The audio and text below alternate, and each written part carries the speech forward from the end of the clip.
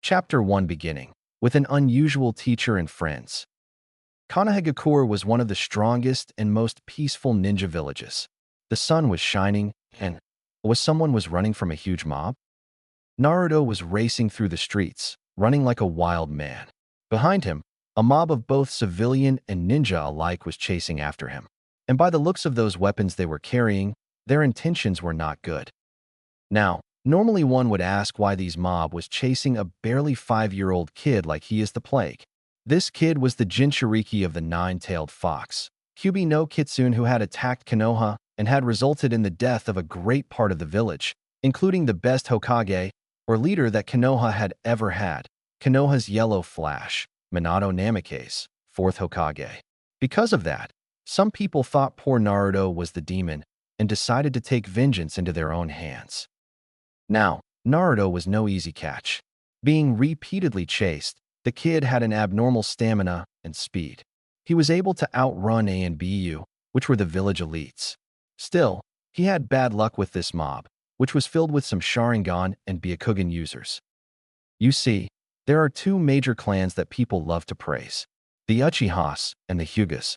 They both were praised for their Ijutsus, Sharingan for the Uchihas and Byakugan for the Hyugas.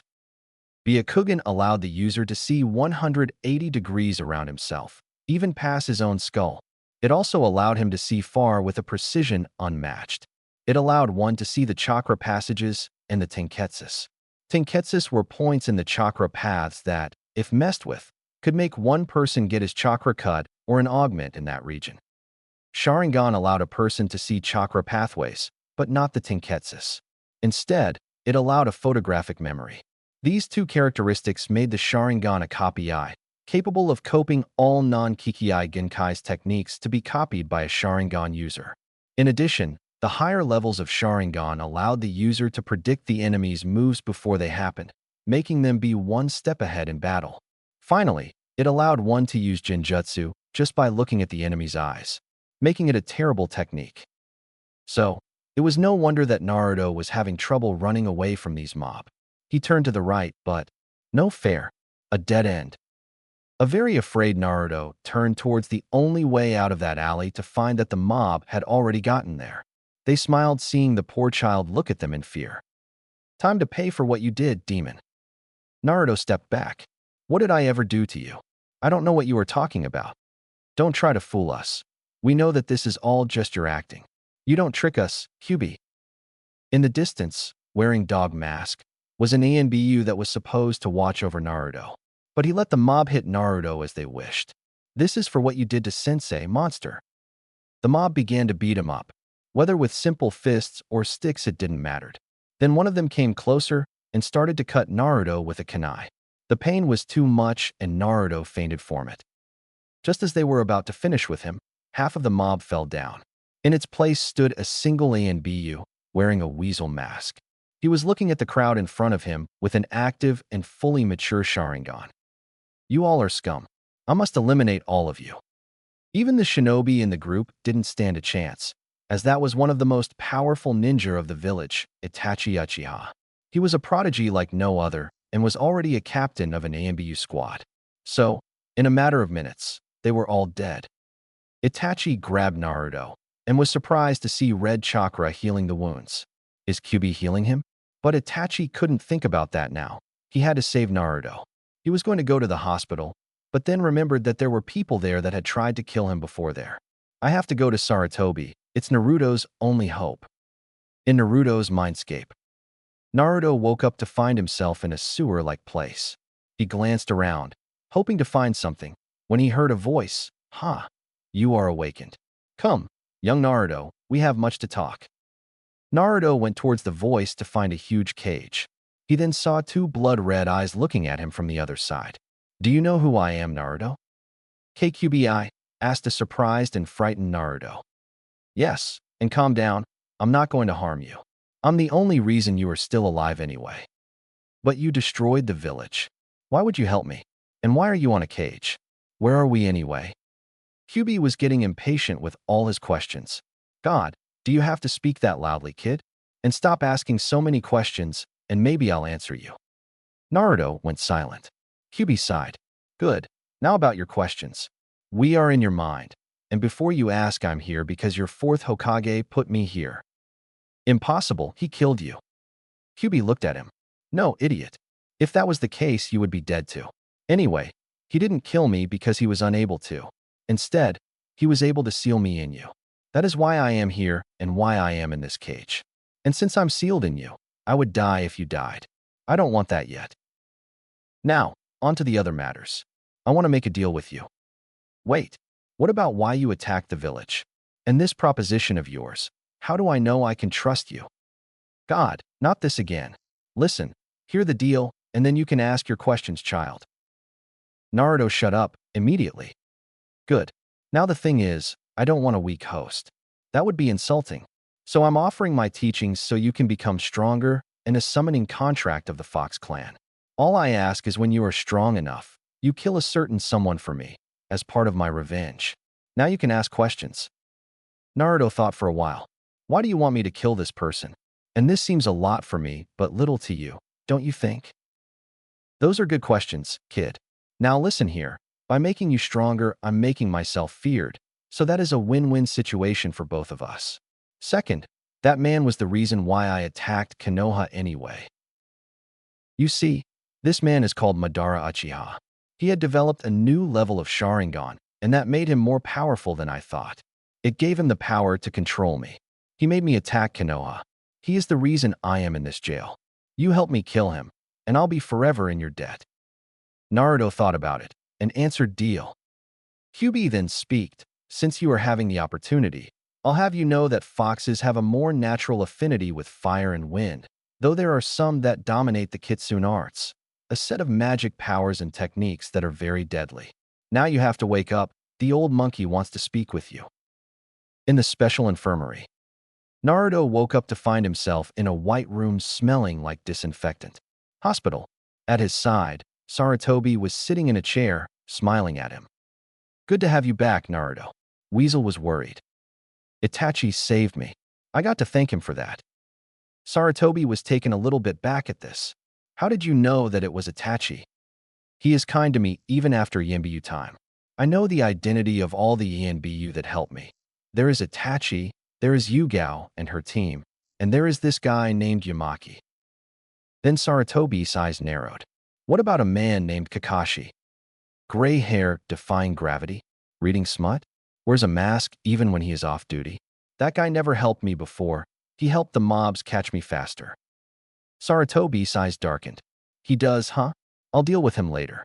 Naruto, tell me, is there something I should know?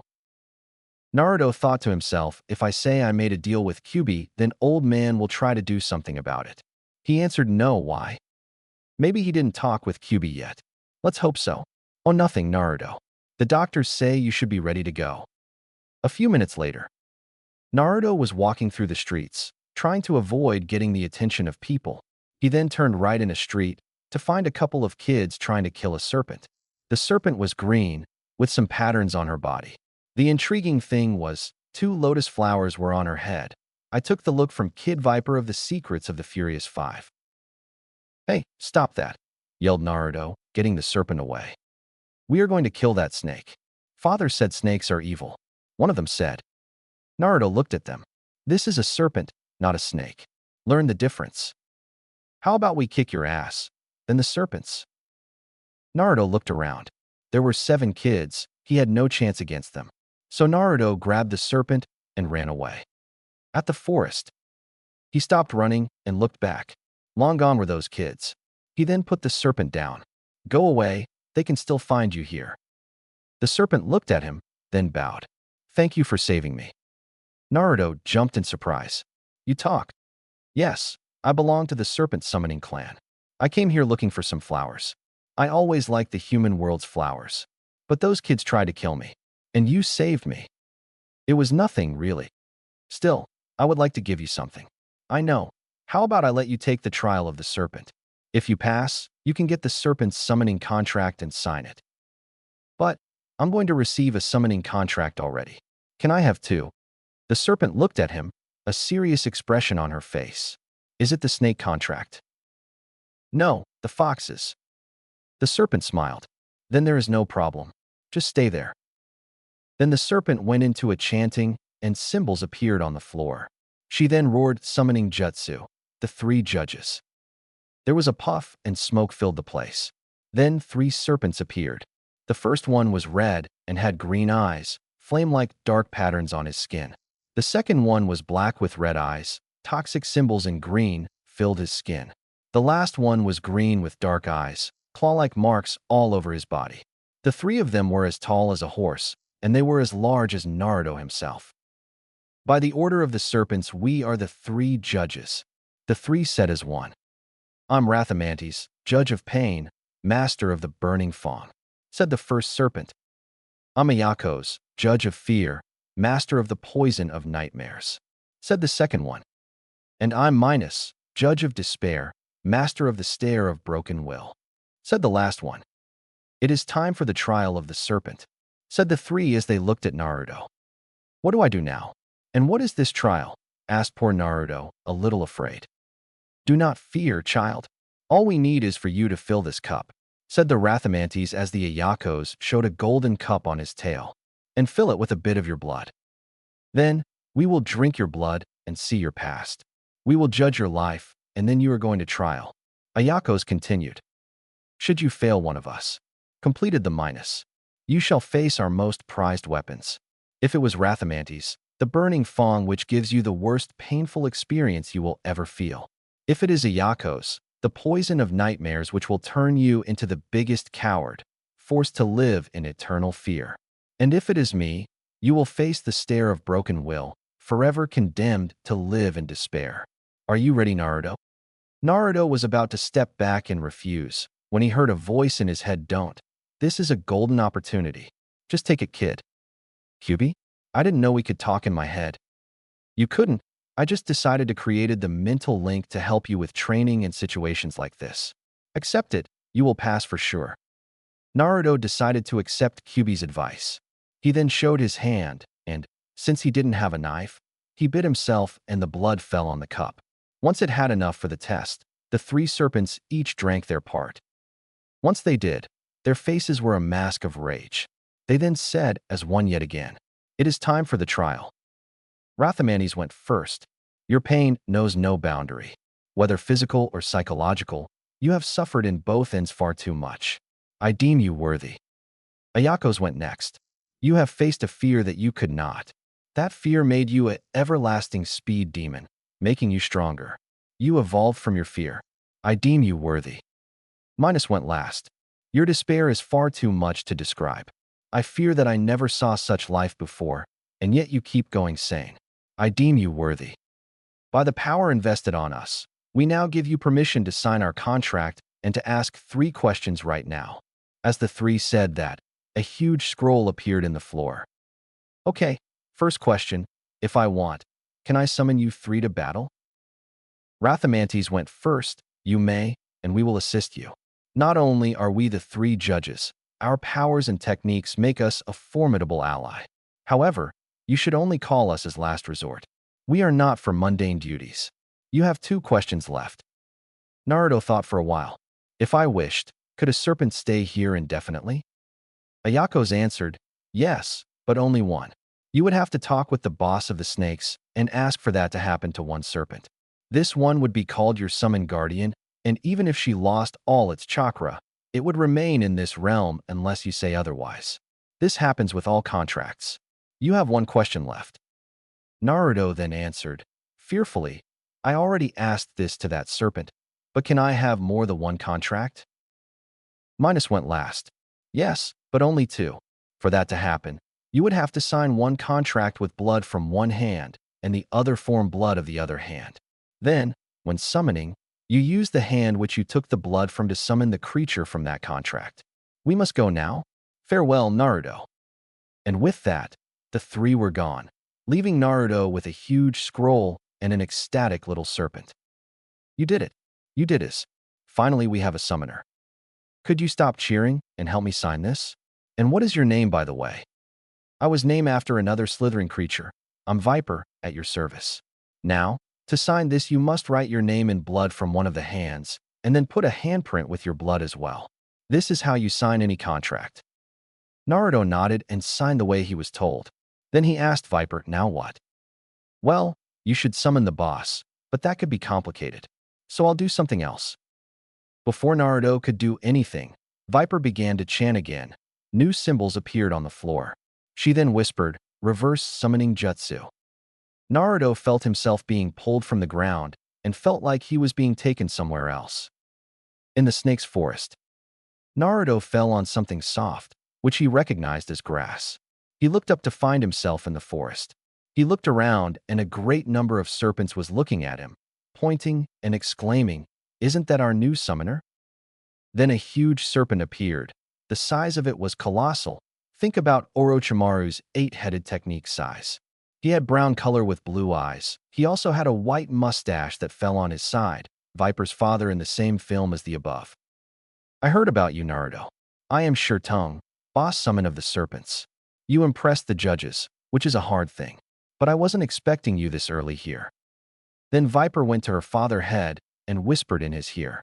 The old snake nodded and said, very well, I understand your reasons, Viper, but you made Naruto take a big risk with the trails. I'm glad everything went all right. Naruto turned to the huge serpent. Can I ask something? Of course, child. Can you tell me more about the serpent contract, and can you make Viper my summon guardian?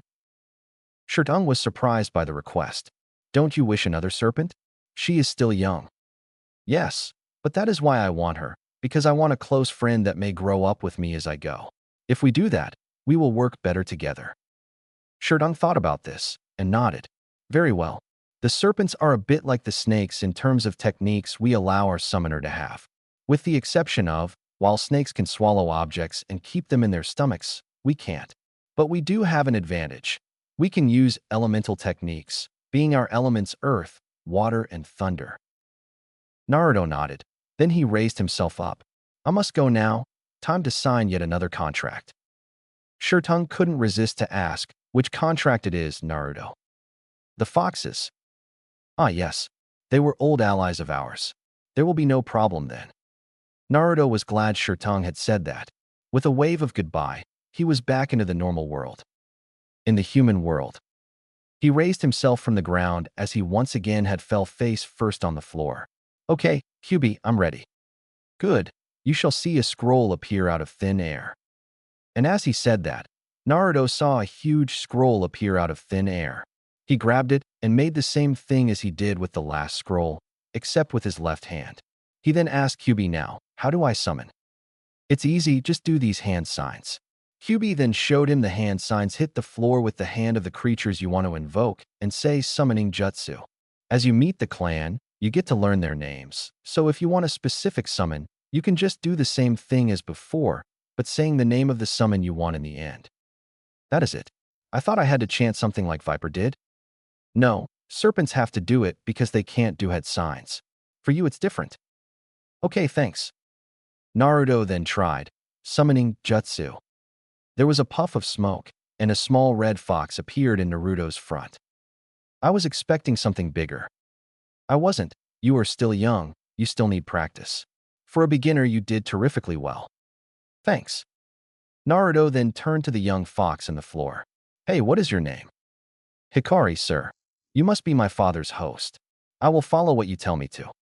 Hey, Kyuubi, can she? Already taken care of. I knew you were going to want her as your summon guardian. Naruto smiled. Things were going to be great from now on. Chapter 2. Itachi left. Old man finds out. A mom is gained. Naruto has passed some rough years of hard training under the guidance of Kyuubi. Every day, he would go home looking like someone had tried to kill him, many times in a row. Ayam had asked him once why he looked like he was a dead man. My teacher is a slave driver. Unfortunately, that reached the wrong ears as there were some people that were listening to the conversation and came to argue with Sarutobi about it. While the old man didn't thought much about their whining, the fact that Naruto had a teacher came as a surprise, and although he tried, he never found out who was Naruto's teacher. Not even from Naruto himself, who kept saying, I'm my own teacher, old man. Sarutobi went as far as sending Yin Biyu to watch Naruto train. Trustworthy Yin Biyu, of course. However, one of the first lessons of Kyuubi was how to hide your presence by absolute. Naruto learned quickly how to hide his chakra and to hide his scent. He learned how to walk in complete silence and how to turn invisible in the middle of the crowd. He could blend so well, not even the people around knew he was there. Of course, Kyuubi could not teach him many jutsu. The thing is, Kyuubi's jutsus were far too destructive for someone as young as Naruto. Kyuubi ended up teaching only one jutsu to Naruto: Fire Style, Fire Fox Jutsu. This jutsu produced a fox made out of fire with one objective: destroy the enemy. Now, the good thing about the attack is not its power, which depends only on the amount of fire foxes produced. It's in the fact that these fire foxes were smart and would track down the enemy as long as he is not too far away from the caster, because if they were, the fox fires would disappear before they reach their destination. He also learned the fox fighting style, the Smart Fire Fist, a taijutsu that focused on tricking the enemy and using a chakra flare on the hands to increase damage. It was very hard to get the chakra control for it, but Kyuubi helped him with the tree walking exercise. Of course, he also got to know his summons better. Viper and Hikari became close friends, and both were glad they had a summoner, trying to teach him everything they could about the summons. Flashback. So could you two tell me more about yourselves? Asked Naruto. What do you want to know? Asked Viper. Hikari had a look of curiosity in her face. Well, how about we make some kind of introduction? Likes, dislike, hobbies, and dreams.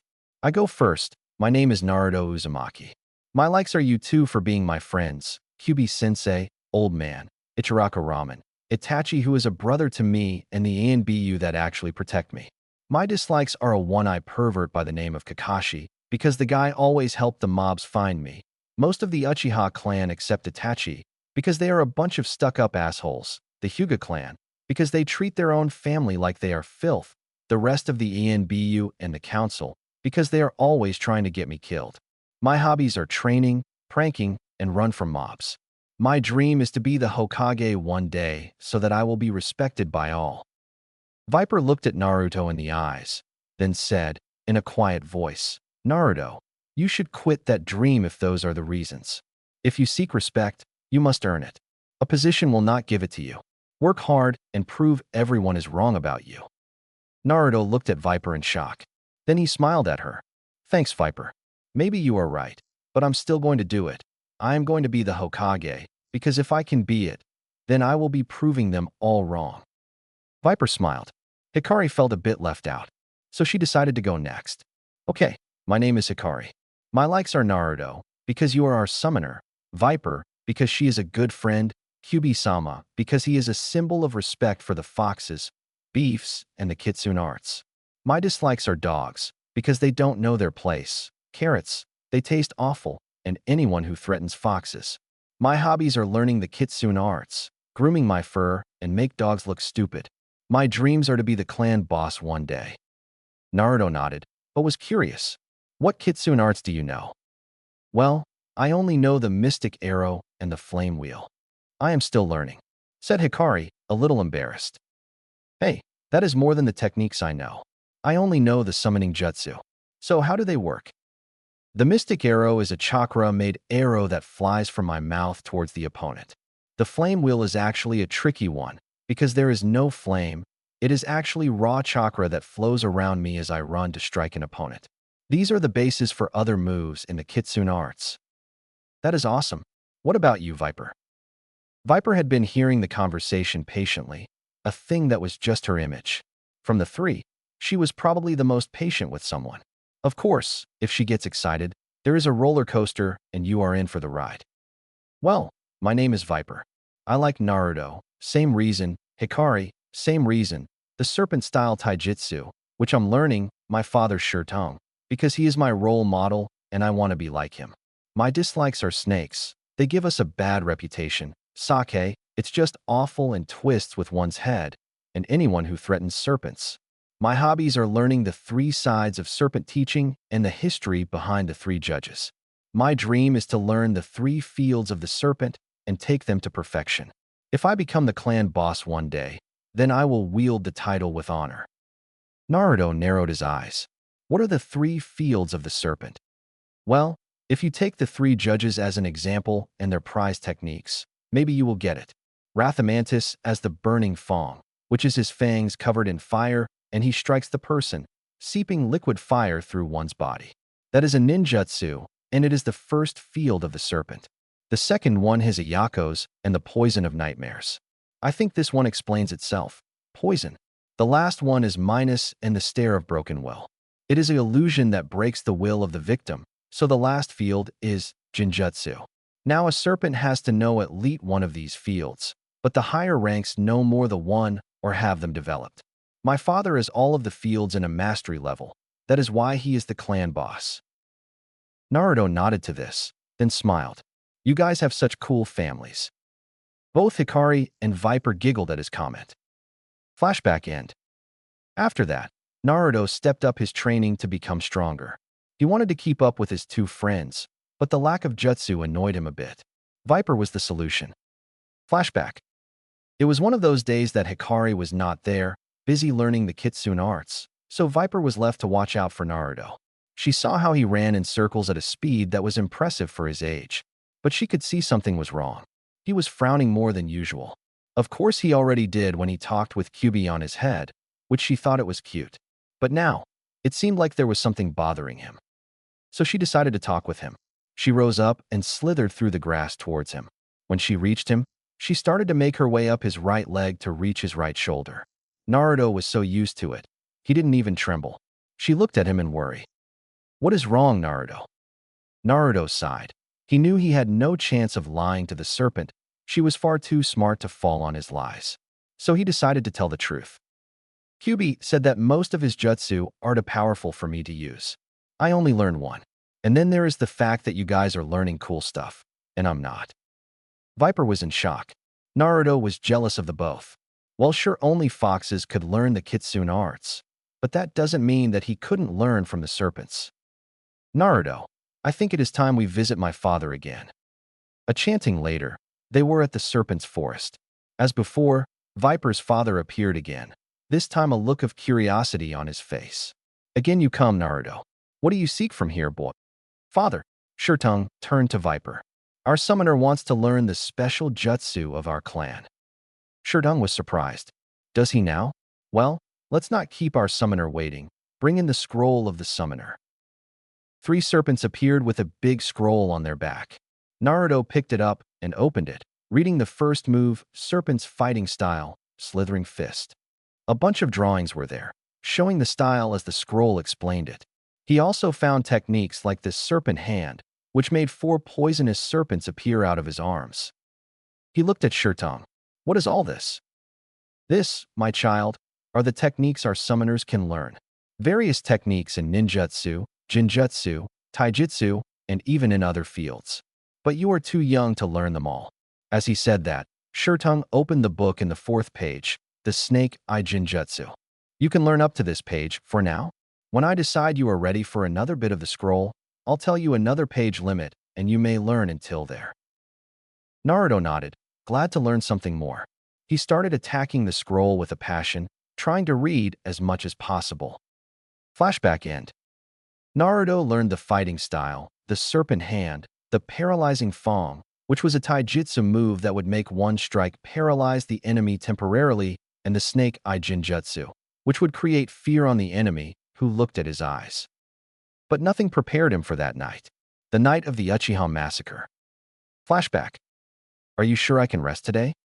Certainly. You have learned everything for the week, and I think you should rest for a while. After all, I'm proud of you, boy. Thanks, sensei. Just then a cry for help was heard. Naruto ran there, trying to see what was wrong only to come across the most horrible of sights. A full-out massacre. What is going on?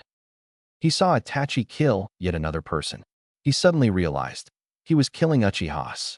Naruto was about to leave the place as he didn't want any part on this. He saw that Itachi was about to kill his own parents. Kit, just leave them. They aren't worth it. Maybe not, but I am still going in. Something smells funny in all of this. Naruto did a couple of hand signs and hit the floor with both hands. Summoning Jutsu, Hikari, and Viper. Itachi hoped he didn't need to do this, but the origin of the treachery was in his father. Apparently, his mother didn't know what was going on as she tried to protect her husband. Fugaku was standing behind her, not caring that he was using his wife as a shield. "Mom, step away," ordered Itachi. "Why are you doing this, Itachi? I don't understand." Itachi. Itachi turned to find 4 serpents coming at him. He jumped back just as a 5th serpent appeared in the middle, jumped in his direction, and with a gracious turn, slapped Itachi in the face with her tail. She then recoiled back just for a little ball of fire to hit Itachi right in the chest. Itachi looked up as Hikari ran back to a boy he didn't want to see that night. "Naruto, that is most unexpected of you to drop by. I didn't want you to see this." "What are you doing, Itachi? Why are you killing your own clan?" Itachi didn't care if Naruto knew by now, as he always thought it was better for both him and his listening mother to hear this. Father and the rest of the clan were planning to take the power by force. They were going to kill Sarutobi and take his place as leaders of the village. "I couldn't let this happen. I'm sorry if it seems cruel, but I'm doing the best for the village." Makoto gasped at this. "It can't be. Fugaka wouldn't." Fugaka seethed at his son's way of thinking. "We are Uchihas. How dare he tries to stop us?" Naruto only nodded at this, but still asked, "Why were you going to kill your mother too then?" "I was giving her a chance to leave, Naruto." Naruto thought to himself, then decided to ask what next. "The plan was for me to infiltrate an organization called Akatsuki, who are after some special people. Itachi didn't know Naruto already knew about Kyuubi. I could then work as a spy for the village." Naruto nodded once again. "What about your brother?" As Naruto said this, Sasuke appeared. He looked at the dead people on the floor, then up to meet the sight of his brother ready to fight a strange kid. "Big brother, was it him who killed them?" "No, Sasuke, I did. Tsukimi." Sasuke fell limp on the floor. "Ouch. You don't think you went a little overboard on this one?" "It is necessary. If my brother can work through the pain, a new and respectable breed of Uchihas will rise. Only if he isn't gay, you know?" Itachi actually choked on this. He hadn't thought of that, but then he felt ANBU approaching fast. "It seems like I took too much time with this chat. Farewell, Naruto." And with that, Itachi vanished. Naruto sighed in relief. He was only trying to look calm, because in truth he was scared as hell of what Itachi could have done. He turned to ask Makoto if they were all right, just to get a kunai in his chest, in his right lung missing the heart by little. Fugaka was about to strike again, but Viper and Hikari would have none of that. As Viper attacked with close-range fighting skills, Hikari used her mystic arrow to attack by far. But even though they tried, they stood no chance against a trained elite. Fugaka grabbed Viper by the neck and squeezed it tightly. Viper couldn't hold for long and went puff. Fugaku then turned to Hikari and launched a kunai that hit the poor vixen in the tail. As she screamed in agony, Fugaku did a fire-style mini fireball rain to hit with the fireballs inside Hikari's mouth, burning the Hikari from the inside that made her go puff too. He was about to finish the job when Makoto stood in his front. "What are you doing? They saved us. The village can't know we were saved by this demon. We would be the laughing joke of the century. The Uchihas will forever be a clan of respect. Now get out of my front." As he yelled it, he hit Makoto on the face, making her fall to the ground. Makoto was in shock. How could he do this to her? After everything she'd done for him, he hit her? Fugaku was never one to show love, but he had never hit her before. Was her marriage a lie? Did it actually mean anything to him? But she couldn't think of that now. She had to save Naruto. She found a discarded kunai on the floor and picked it. Fugaku was about to strike again when Makoto hit him in the head with the discarded kunai in the head.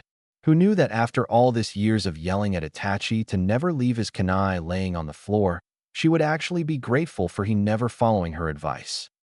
As Fugaka hit the floor, Makoto grabbed Naruto and she ran for her dear life, trying to find an hospital nearby. Time skip, a few moments later. Naruto woke up in a white bed. Similar to the day when he was 5-year-old, he just saw white. Hospital. "Hey kid, nice job. Almost got the both of us killed." "Kyuubi, do you have to be so loud? I'm still sleepy." "Well, maybe you ought open your eyes and look around." Naruto did just that and found a circle of serpents around him, trying to keep the doctors and nurses away. 5 two-tailed foxes stood on his bed too, waving their tails menacingly to anyone who dare come close. "Guys, what is wrong?" One of the serpents and one of the foxes turned to Naruto. The fox went first. "Good morning, summoner. My name is Juno, and I am the leader of the Two-Tailed Battalion. We are sorry for our delay in answering to your moment of need, but after seeing the state of Hikari, we needed to treat her or risk losing her. As soon as she was out of danger, she told us what happened, and we rushed here." "The same for us," said the serpent. "Good morning, Naruto. I'm Serpos, and I'm in charge of the snakes here. When Viper came to our world, she was barely breathing, so we had to take care of her before we could come for you." Shurtung himself was very nervous about her daughter's well-being and yelled for us to help her. As soon as she was able to speak, she told us what happened, and we came for you. Naruto nodded. "But then, why are you threatening the doctors?" "Because one of them had poison in his needle." Naruto turned to Serpos. "As a serpent, I know every kind of poison there is to know. I can recognize poison just from the smell alone, and I could clearly smell poison on that needle from the other side of the hospital." "That is not all, I'm afraid." Naruto turned to Juno this time. "While you were asleep, sir, a man with gray gravity-defying air came here and tried to use some sort of lightning technique on you. His palm was filled with electricity, and he had a menacing look on the only eye I could see." "Did he wear a mask?" Yes, he did. How did you know?" "His name is Kakashi, and this is not his first attempt. Thanks for stopping him." Juno looked embarrassed. "We actually didn't stop him. It was that woman, Mikoto, who did it." Naruto's eyes went wide. She had actually saved him. He then decided to ask, "Who brought me here?" "It was I." Naruto turned towards the door to find Mikoto standing there. She smiled at him. "It was the least I could do for saving me, Naruto." There was the sound of footsteps, and Sarutobi appeared in the room. Once he saw the two-tailed foxes, he got into a fighting stance. "Wait, old man. They are only protecting me." "Naruto, they are the servants of Kyuubi. How can you trust them?" "I do, because I trust Kyuubi," said Naruto, as both Mikoto and Sarutobi went wide-eyed at the statement. Naruto then told the story of how Kyuubi became his teacher, how he got 2 summoning contracts, and the jutsus he learned. "So that is what you meant by my teacher is a slave driver," concluded Sarutobi. "Yeah, sorry for not telling you earlier, old man." "And you have 2 summoning contracts?" asked Mikoto. "Yes, foxes and serpents." "Serpents? Are you sure they are not snakes?" asked Sarutobi, fear in his voice. "I'm sure, old man. I know that snakes belong to a traitor to the village, but I trust the serpents." Sarutobi nodded at this. "Very well, Naruto. I'll trust your opinion. Oh, Mikoto, there is a matter I wish to speak with you." "Yes." "Now, don't take this the wrong way, but you were supposed to die that night." Both Naruto and Mikoto looked at Sarutobi, eyes narrowed. "Please hear me out. The thing is, everyone believes you are dead, including your son." "Oh my God, I got to go back for him." "It's too late. He already believes he is the last Uchiha in the village. Furthermore, if the council knows you are still alive, they will use you as a breeding machine for baby Uchihas. I can't allow that to happen. So what do I do now?" "There is a simple solution." Sarutobi went through a great number of hand signs, then hit Mikoto in the forehead, and a seal appeared. Sealing Jutsu, shape-shift seal. In a minute, Mikoto was different. Her eyes were blue like Naruto's, and her hair was a light brown. She looked at herself. The rest was pretty much the same, except her pale skin became more bronzed, like she had stayed a day in the beach just sunbathing. "What happened to me?" "Just a seal I created. All we need now is a new identity, and you will be able to live a normal life." "I do have such an identity, but it comes with a job." "What is it that I need to do?" asked Mikoto decisively. As you may have noticed, Naruto isn't in the best of conditions. Even with the help he is getting, he is still badly treated, and I wish I could change that. So if you accept, I wish to make you Naruto's adoptive mother." Naruto and Mikoto looked at Sarutobi in shock. Naruto then looked at Mikoto, hope filling his eyes. He really hoped he could have a mother, but in his head, different scenarios of rejection played themselves. Mikoto was in a world of doubt. Could she really abandon her whole life, her son, for a new life? Then she looked at Naruto. "You are so different than Sasuke or Itachi. Can I really do it?" But then she remembered something. She was been given a second chance. What was she doing questioning herself? Hokage-sama, I accept. Naruto looked at Mikoto in shock. Then tears fell from his eyes as he ran towards her and hugged her fiercely to himself. I have a mom. I have a MOM. Chapter 3 Pranks, Academy, and a Snake Lady. Naruto, said a sweet voice as she brushed Naruto's hair. Time to wake up, or you will be late to Academy. And on your first day too. Naruto opened his eyes to see his mom, Mikoto Uchiha, now called Miko Uzumaki, looking at him with that look that he came to love to wake up to. Miko had adapted well to her new life and role. At first, she was a bit tense. After all, she wasn't used to any other thing in her house. But Naruto was different. Every day he would come down and for breakfast, he would hug his mother, then jump to the table, eat his food, compliment her on the food, and then go for training. Another shock was he actually told her every day which training ground he would be at or if he was thinking of going to the serpent's jungle. He had never mentioned going to the fox's home, and when asked, he would say, Kyuubi told me I wasn't ready yet, so I'll wait till the time is right. The thing that saddened her was Sasuke. He had turned into a dark, power-hungry snob. He acted like the village owned him everything, and he was always brooding about killing his older brother. Miko had tried to visit Sasuke to change his ways, but Sasuke pushed her away, saying, You don't know what it's like to lose your family being murdered by a relative. One you trusted. If only he knew the truth, screw it, he still would act the same way. So she decided to just give up on a lost cause and focus on her new charge, a bundle of joy with everlasting energy to boost. She still remembered the headache the council tried to make out of this. They even tried to destroy the adoption papers. They were partially successful and would have been completely successful if Sarutobi didn't create 3 copies of those papers. So life was good. The only downside is that Naruto is not a really morning person, so she had to wake him up every day or he would sleep until noon. She sighed at this. Oh well, no one is perfect, and if that is his only problem, then she couldn't really complain about it. As Naruto rubbed the sleep of his eyes, he was caught with the sight of both Viper and Hikari on his chest, curled in his chest, and with their tails on each of his arms. Ever since the incident with Fugaku, they had been really overprotective of him. He still remembered how they reacted when he summoned them again. Flashback no jutsu. Summoning jutsu, Hikari and Viper, yelled Naruto as he slammed both his hands on the floor.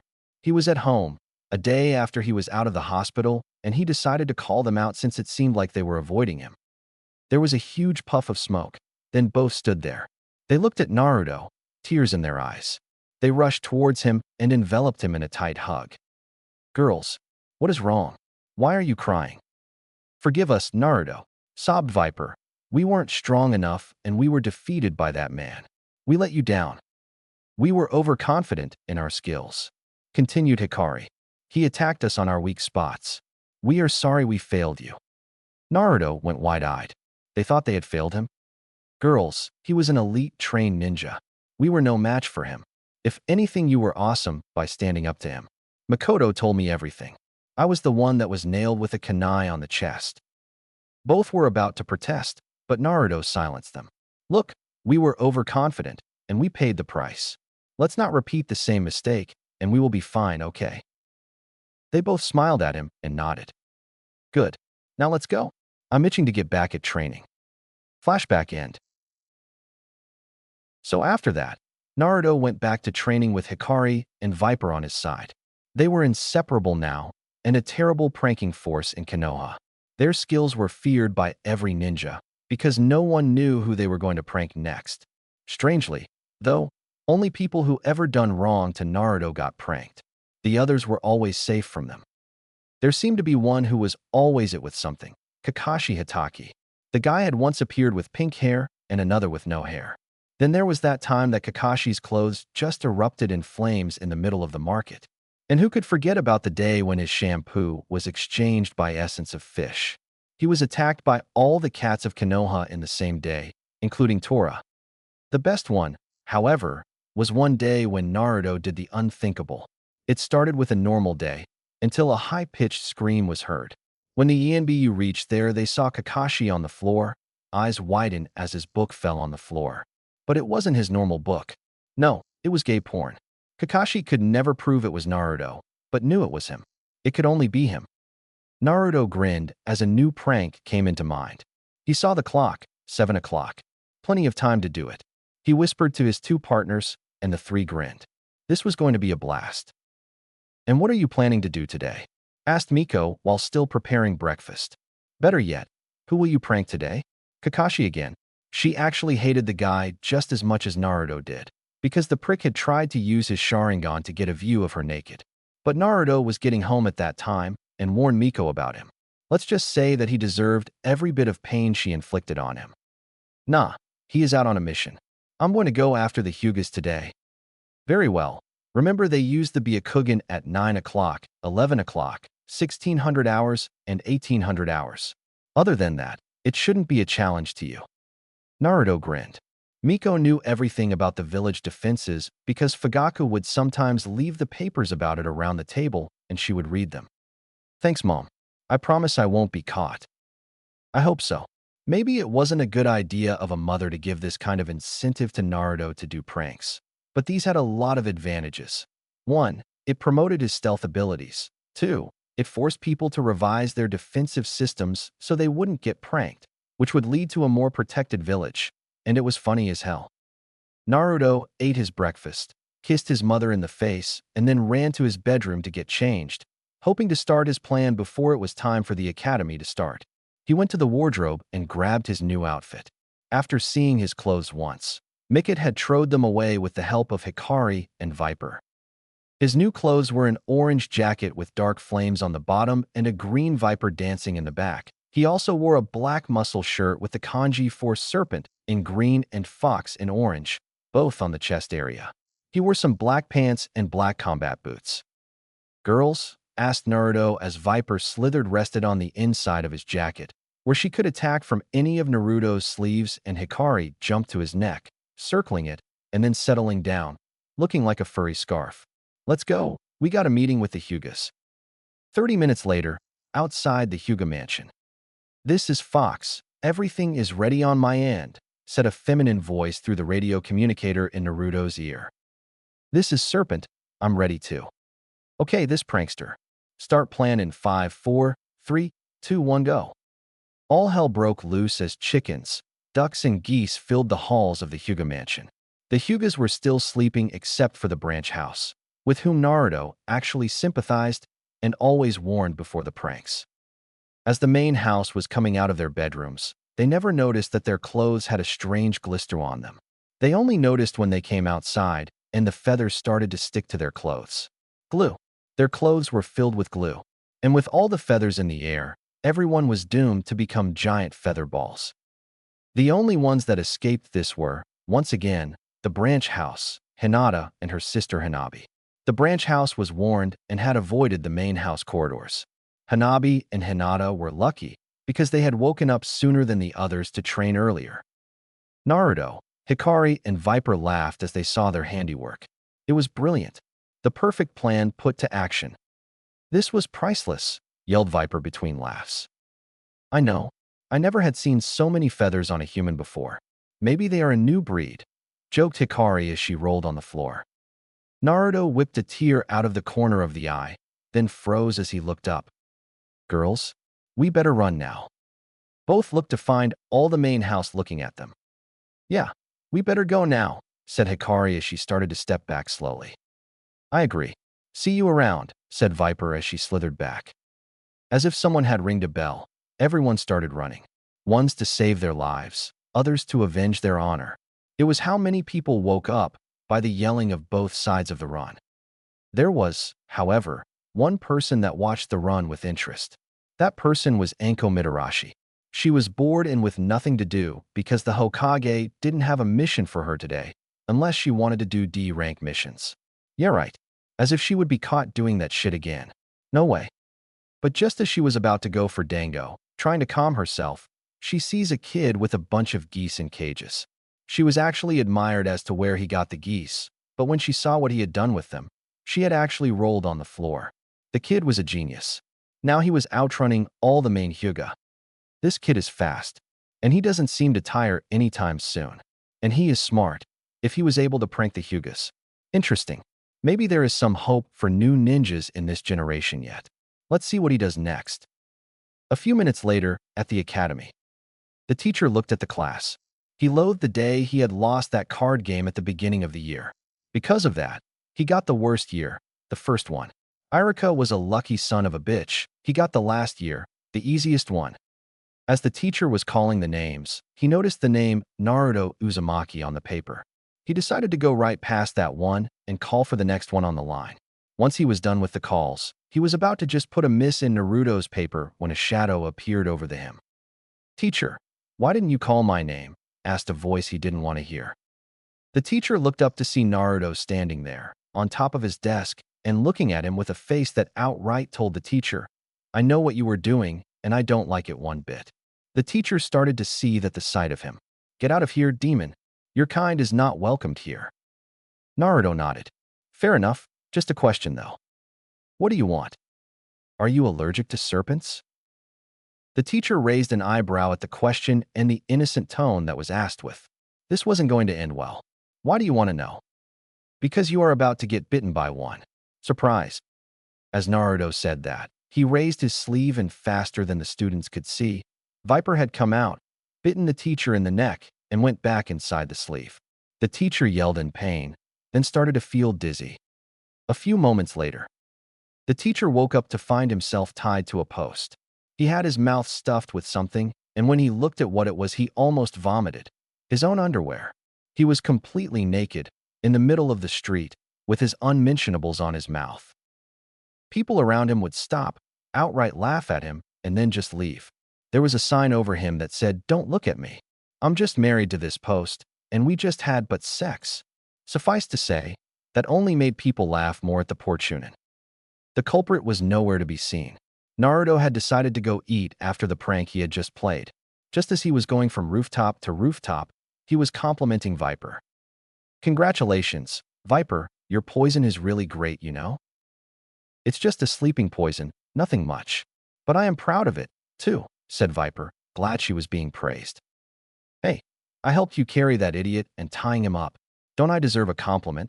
pouted Hikari, feeling left out. "Of course, Hikari, you did great too.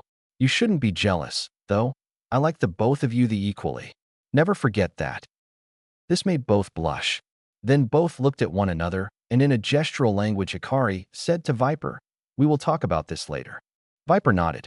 This happened without Naruto knowledge, as he was looking for a place to eat. Hey girls, why not try dango today?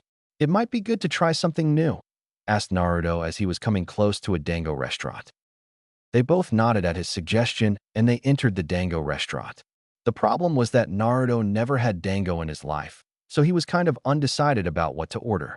Just as he was about to just turn back and go for ramen, a voice was heard. "Hey, Brad, give him the beginner's dish and put it on my account." Everyone in the restaurant gasped at the sight of who had said that, shocked to the bone. Naruto turned to see a purple-haired woman wearing a beige jacket, a fishnet shirt, and a short skirt. Even though she looked like a whore, Naruto decided to not judge this new person by the looks, for 3 reasons. 1. He himself was the living proof that normally the looks can be deceiving. Who would tell, after looking at Naruto, that he was able to outrun A and BU? Second, the best opponent is the one that is able to hide his true skill, whether by looking inferior to what he is or by one's acting. Third, she was paying. How many people actually wanted to pay for his meals? The least he could do was hearing her out. "Thanks, miss." "So you don't know me? I'm hurt. My name is Anko Mitarashi. Ring any bells?" Naruto's eyes widened. The Anko Mitarashi? One of the persons that was in charge of the interrogation of people in Konoha? Naruto had heard about her from his mother, and how she was her friend when she was still Mikoto. From what he heard about her, they were both very similar in terms of past. "I'm honored of meeting you, Anko Mitarashi." "No need to talk like that with me, kid. There is no honor here, just me paying some dango to a person that caught my interest. That prank you did to the Hyugas was excellent." "It was nothing, really. I just knew when to strike. But the one that caught the most my attention was what you did to your new teacher. That was hard." Naruto's eyes hardened. "Wouldn't you have done the same thing if he had come to your face and called you a demon?" I think you more than anyone know what I'm talking about. Anko was shocked. How do you know about that? My mom told me about your past. She told me how you were a student of a man who became a traitor, and then you got blamed for it too. Anko was actually surprised. I didn't know you had a mother. Who is she and how does she know so much about me? I was adopted recently. Her name is Miko Uzumaki. She took me in a few weeks ago, and I don't know how she knows. You will have to ask her personally. Naruto actually knew how, but didn't want to tell. I just asked that you don't kill her. She is very nice to me. There was a pang of pain in Anko's eyes, one that didn't go unnoticed by Naruto. Is something wrong? Did I say something?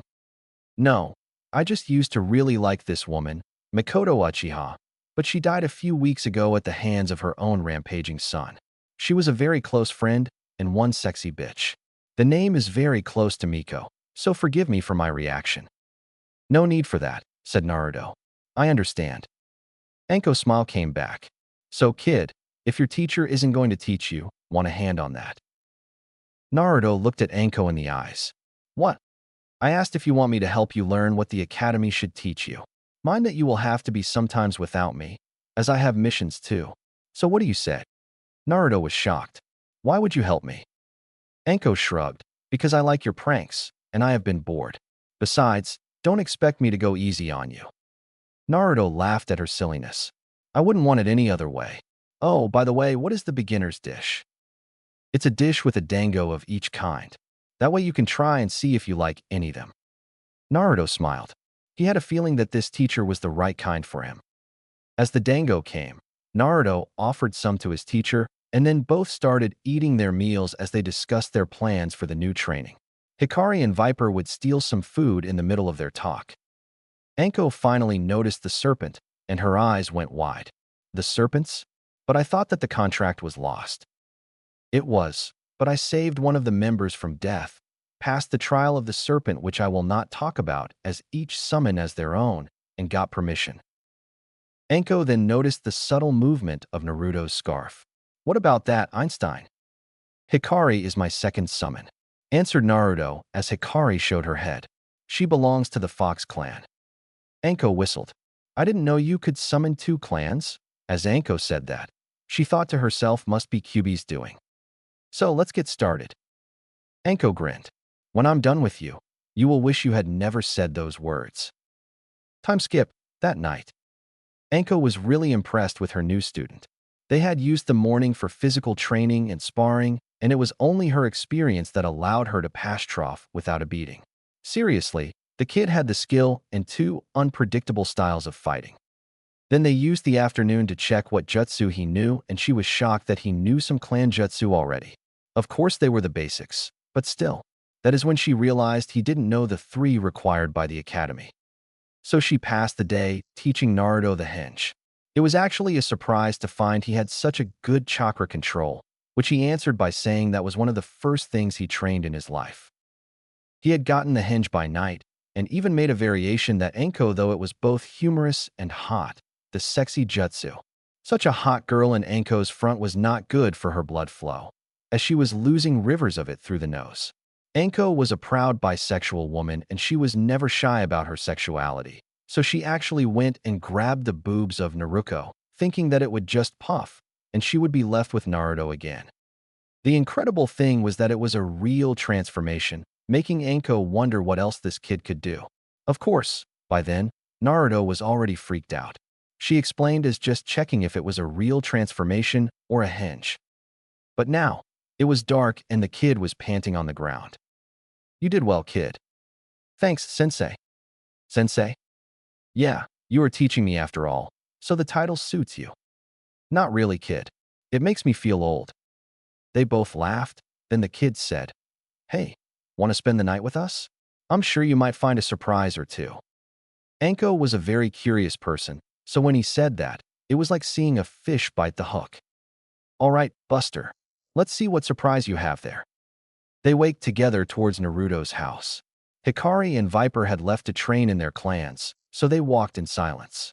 That is, for as long as Anko can keep quiet. So, was it your new mommy that forced you out of those horrible jumpsuits? Naruto grumbled. They were not that bad. But yes, it was her, with some help from my summons. Anko laughed. That had got to be priceless. But you know that those clothes are not really stealthy. These are my training clothes. They are made of a tissue that makes movement harder on the user. Furthermore, if I can go around and evade A and BU with this, then I don't need help with stealth. But I do have another set of clothes, my mission clothes. Oh, and what are those clothes? You will find out if and when we do a mission together. Anko pouted, but nodded. A good ninja always kept a thing or two for himself, even the most insignificant of stuff. They had reached Naruto's home. Naruto knocked on the door. Mom, I'm back from training and have a surprise for you. Anko was a bit surprised, but kept herself there. Maybe his new mother was someone she already knew? Oh God, what if she had tortured her before and now she wants revenge? Miko came to the door. There was a moment the world stopped as both Anko and Miko looked at each other in absolute shock. Anko. Makoto. Chapter 4 Chunin Exam. Kicking Ass. Do you have your stuff, Naruto? Pens, papers, and prank bag?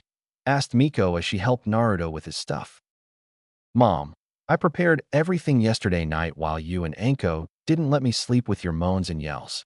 Seriously, silencing seals are not that expensive. Miko blushed. The last year, both Miko and Anko had become an item. Naruto was really happy at the beginning, but he didn't know one thing about Miko. She is very loud in bed. Guess we did forget something yesterday. Sorry, Naruto. Naruto sighed. You know I have nothing against you being together. If anything, I'm happy you found someone. But today is my Chunin exam, and I wanted to at least look presentable to it. But now I look like I have been killed and brought back from the dead. Miko laughed at Naruto's comparison. To tell the truth, she knew he was just messing with her. Naruto, as soon as he heard her, activated a silencing seal outside her room.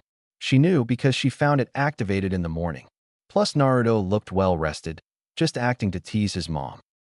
I understand. But don't be so nervous. You will pass it for sure. Remember what I taught you for the written part. Kyuubi and the summons prepared you for the throwing shuriken and taijutsu part. And Anko got you 2 of the 3 needed jutsu for the last part, and then gave you a good substitute for the last part. This was true. Indeed, Miko had helped him with the boring lessons of history, making them more interesting with a bit of acting on her part. Kyuubi and the summons had trained him to the bone for his body to be ready against any opponent, and his aim was near perfect. He had learned the hinge and substitution. Due to his still large chakra reserves, he couldn't do the bunshin.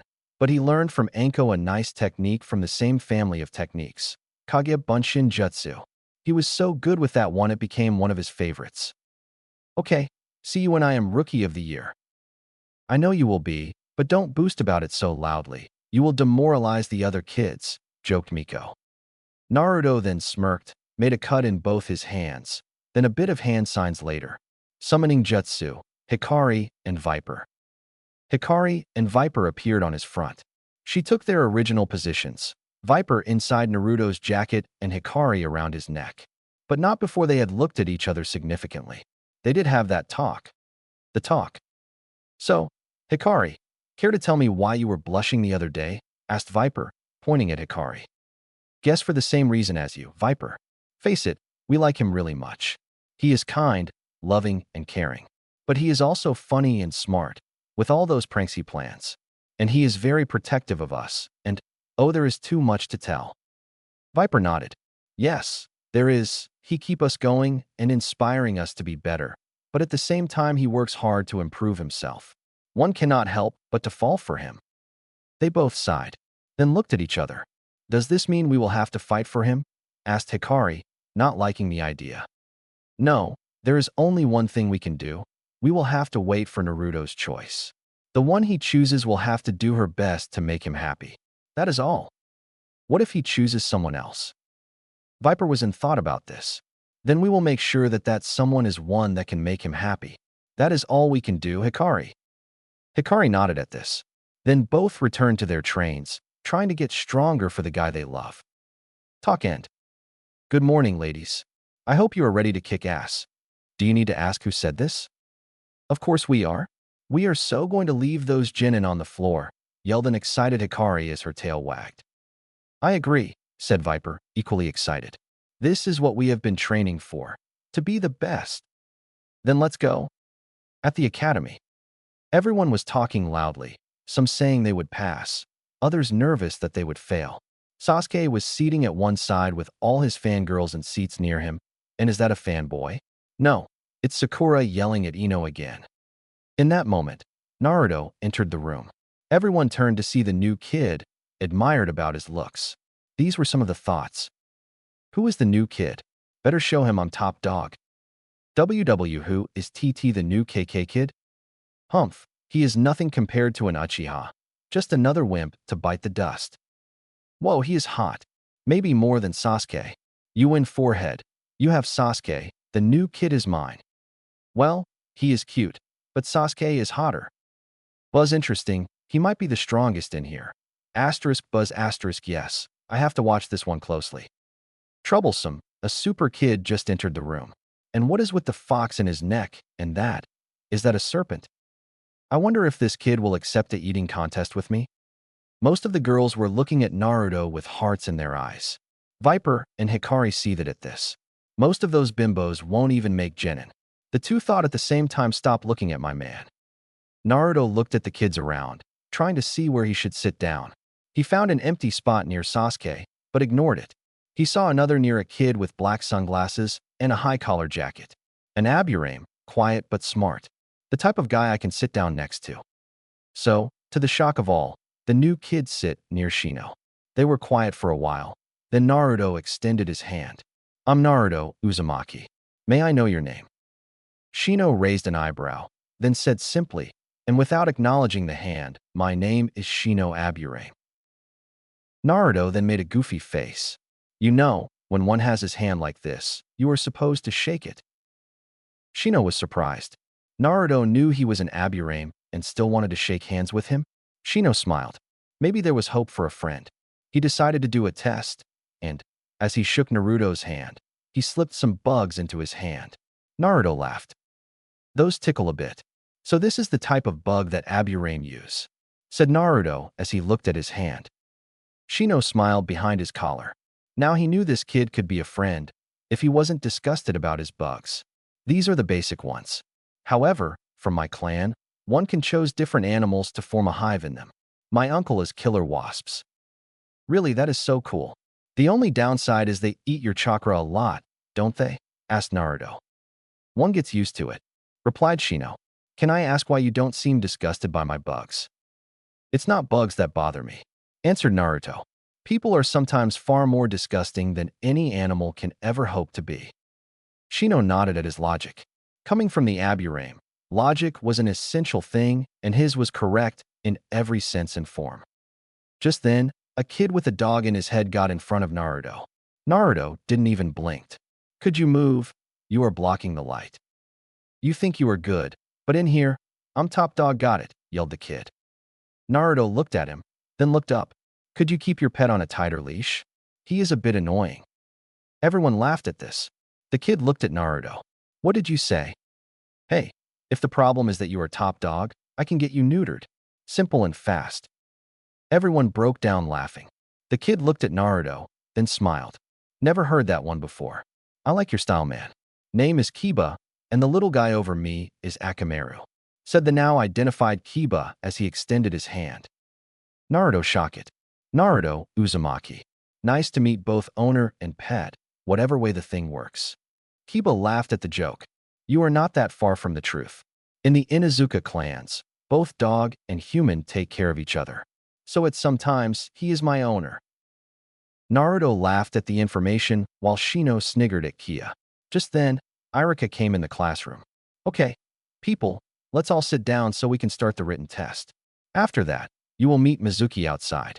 Any questions? Seeing as no one had questions, Irika started giving the papers out. As the papers were being given, Viper did a quick scan to the paper. Naruto, wait a moment. I think there is a minor genjutsu in your paper. Irika saw the serpent and confused it with a snake that was going to attack Naruto. Without even blink, Naruto raised his hand and grabbed Irika's arm as he was going in for the kill. The kunai in Irika's hand was at mere millimeters of Viper. Naruto, what the hell are you doing? She could be a spy for Orochimaru, yelled Irika as he tried to pull his arm back. But the thing is, he couldn't. Naruto had such a strong hold of his arm that he couldn't even tremble. He looked at Naruto and saw ice-cold eyes looking at him. Iruka-sensei, first, I will give you one chance to apologize to my summon. If you don't, I'll get pissed. Second, she couldn't be a spy because she is a serpent and Orochimaru uses snakes. Last, you should be trying to look after the guy who put a jinjutsu on my paper. Because this I could have failed this part if Viper, the serpent here, hadn't found the illusion. Iruka was livid. He had never seen Naruto act like that. He was even more livid when he saw that Naruto was right. It was a serpent, and there was a jinjutsu on the test. Okay, Naruto, just let me take care of the test. First apologize to her, yelled Naruto without letting go. Iruka gulped, then turned to the serpent who was looking at him. I'm sorry for this, I thought you were. It is all right, Iruka, appeased Viper. You couldn't see me clearly. That was a misunderstanding. As she said that, she slithered out of Naruto's jacket. The moment she did, most kids freaked out. Viper was no longer the small serpent she once was. She was big enough to touch both hands of Naruto, with her tail and head, when his arms were stretched. Hikari hadn't grown so much, because her growth spur was not yet upon her, which actually allowed her to ride as Naruto's scarf. So she was impressive. Most of the girls backed away from her. Sakura did what she does better, screeched. Naruto Baka, how dare you bring a ugly serpent to the academy? You really are a... Just as she was about to continue, the room was filled with enough killer intent to suffocate even a Jonin. Naruto was the source. Sakura, I'll only say this once. I don't care what your whore of a mother told you about me. I don't care what you say about me. You say one more thing about Viper or Hikari and you're dead. Sakura trembled. But if there is one thing that all people know is that, in the world, there is only one thing that is immortal. The human stupidity. Naruto, how dare you threaten me? Just because I won't go on a date with a demon like you doesn't mean you can't threaten me. Naruto was about to retort back when the most amazing thing happened. Viper snapped. She slithered towards Sakura at an amazing speed and hit Sakura with her tail. Then, as Sakura went back, she enrolled herself around Sakura's waist, and circling a table with her tail, she threw Sakura against the wall. Sakura hit the wall hard and fell unconscious. Viper then slithered back towards Naruto, muttering something that sounded like stupid banshees and pink-haired freaky whores. Everyone was in shock at what happened. That serpent had just done what could be described as the most awesome thing they had ever seen since they had come to the academy. Naruto was in even more shock at what happened. Patient and calm Viper snapped. The end of the world must be near. It was at that time that Hikari decided to wake up. Wow, what did I miss? Everyone turned to Naruto's neck to see the fox. Iruka was pale again, and the girls ran towards her, trying to pat the now scared fox. This only helped to spite more of Viper's anger. Everyone loves foxes, but serpents? No, because serpents are evil. Naruto was beginning to worry about her. Naruto, who is that fox you have there? That, Iruka, is my fox summon. And before you start, I have 2 summoning contracts, serpents and foxes. That is all I'm going to say. Sasuke raised himself from his place and went to Naruto. Give them to me. I'm an Uchiha. I deserve them more than you could ever. Naruto didn't have time to answer as it was Hikari's time to snap. Before anyone could grab her, she ran at high speed at Sasuke, did a somersault in the air, then hit Sasuke with her tail. As Sasuke was getting his bearings back, Hikari put her tails up. Flame wheel. Before Sasuke could escape, a ball of fire hit his chest and sent him near Sakura, where he laid unconscious. She then throttled back, muttering something like stupid arrogant jerks and egotistical motherfuckers. Naruto was actually freaked out by this. He knew the girls like the paw of his hand. They had never acted that way towards anyone. Now they just snapped? And out of her period, he would have to find out what the fuck was wrong with the both of them. But that would be for later. He had to bring the class back together. Iruka, my test. Iruka snapped back into reality. Yes, of course. And so they were back to doing the test. A few seconds later, you could find 2 people sleeping, Shikamaru and Naruto.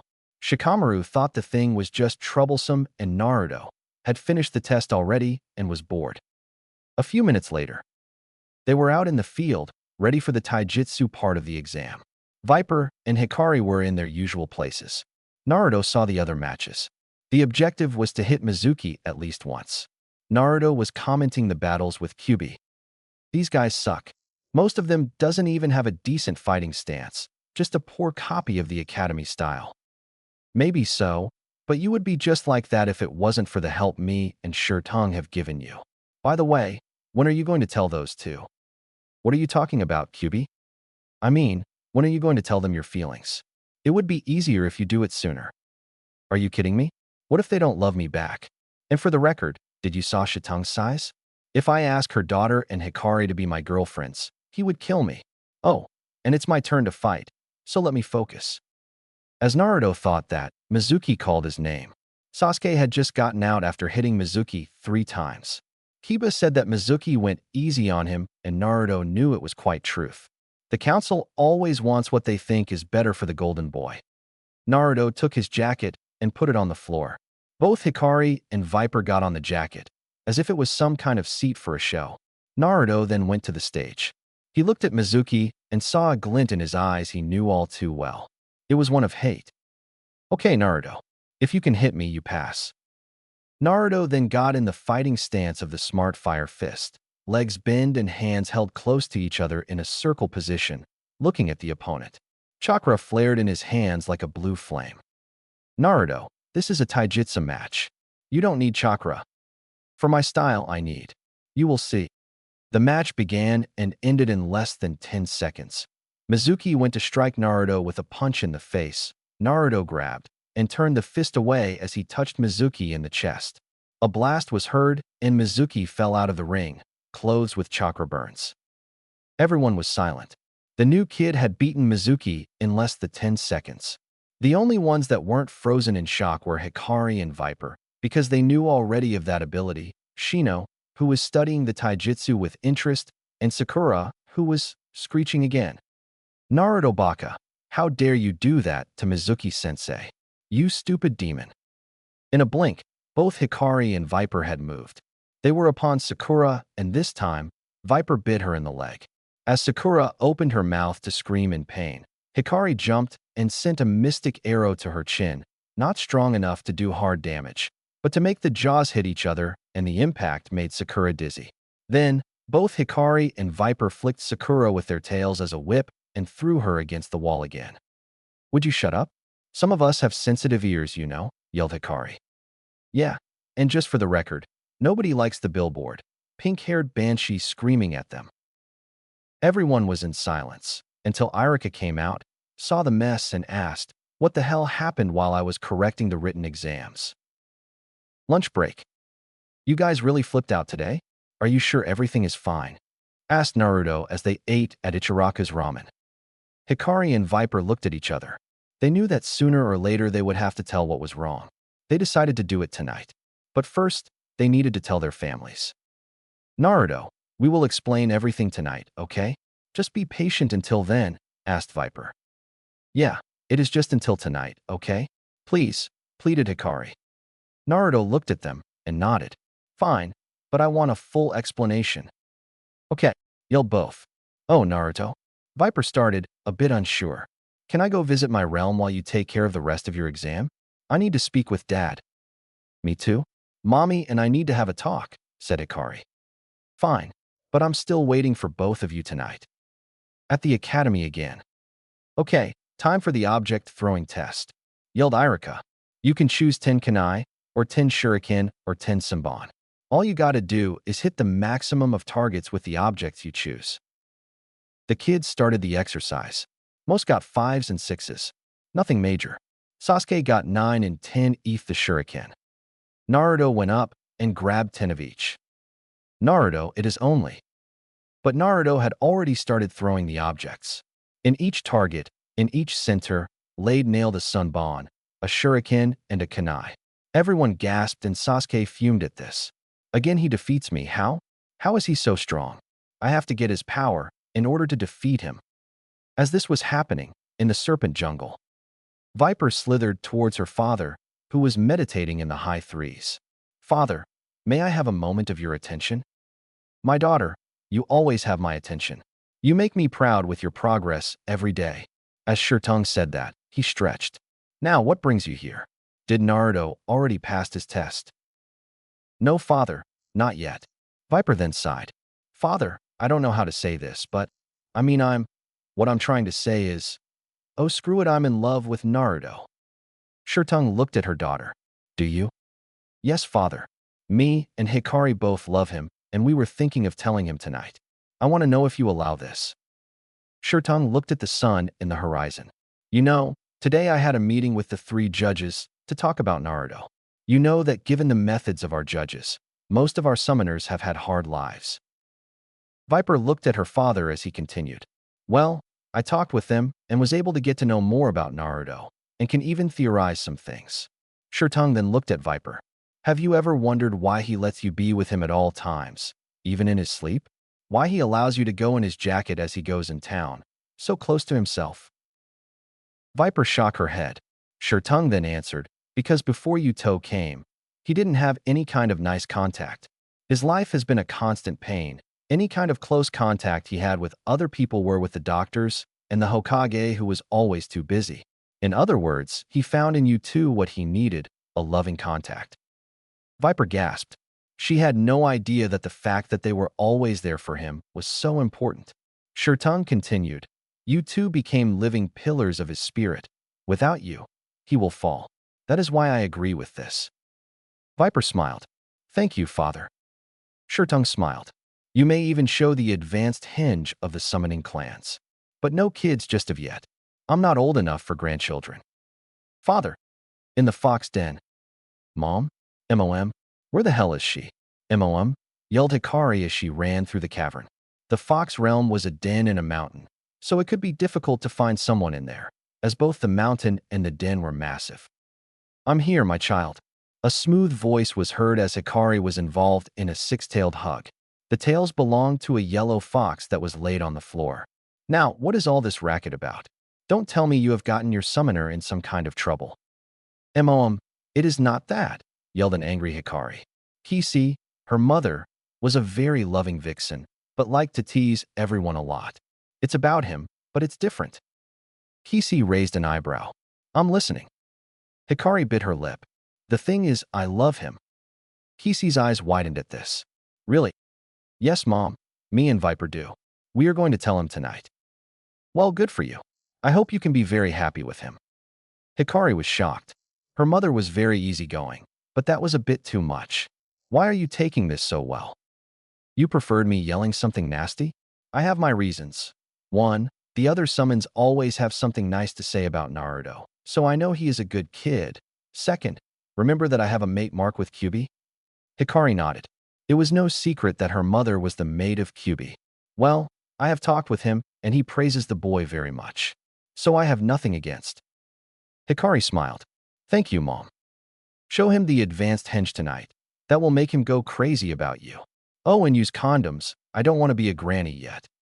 MOM. At the academy. Okay, people. Time for the ninjutsu segment of the test.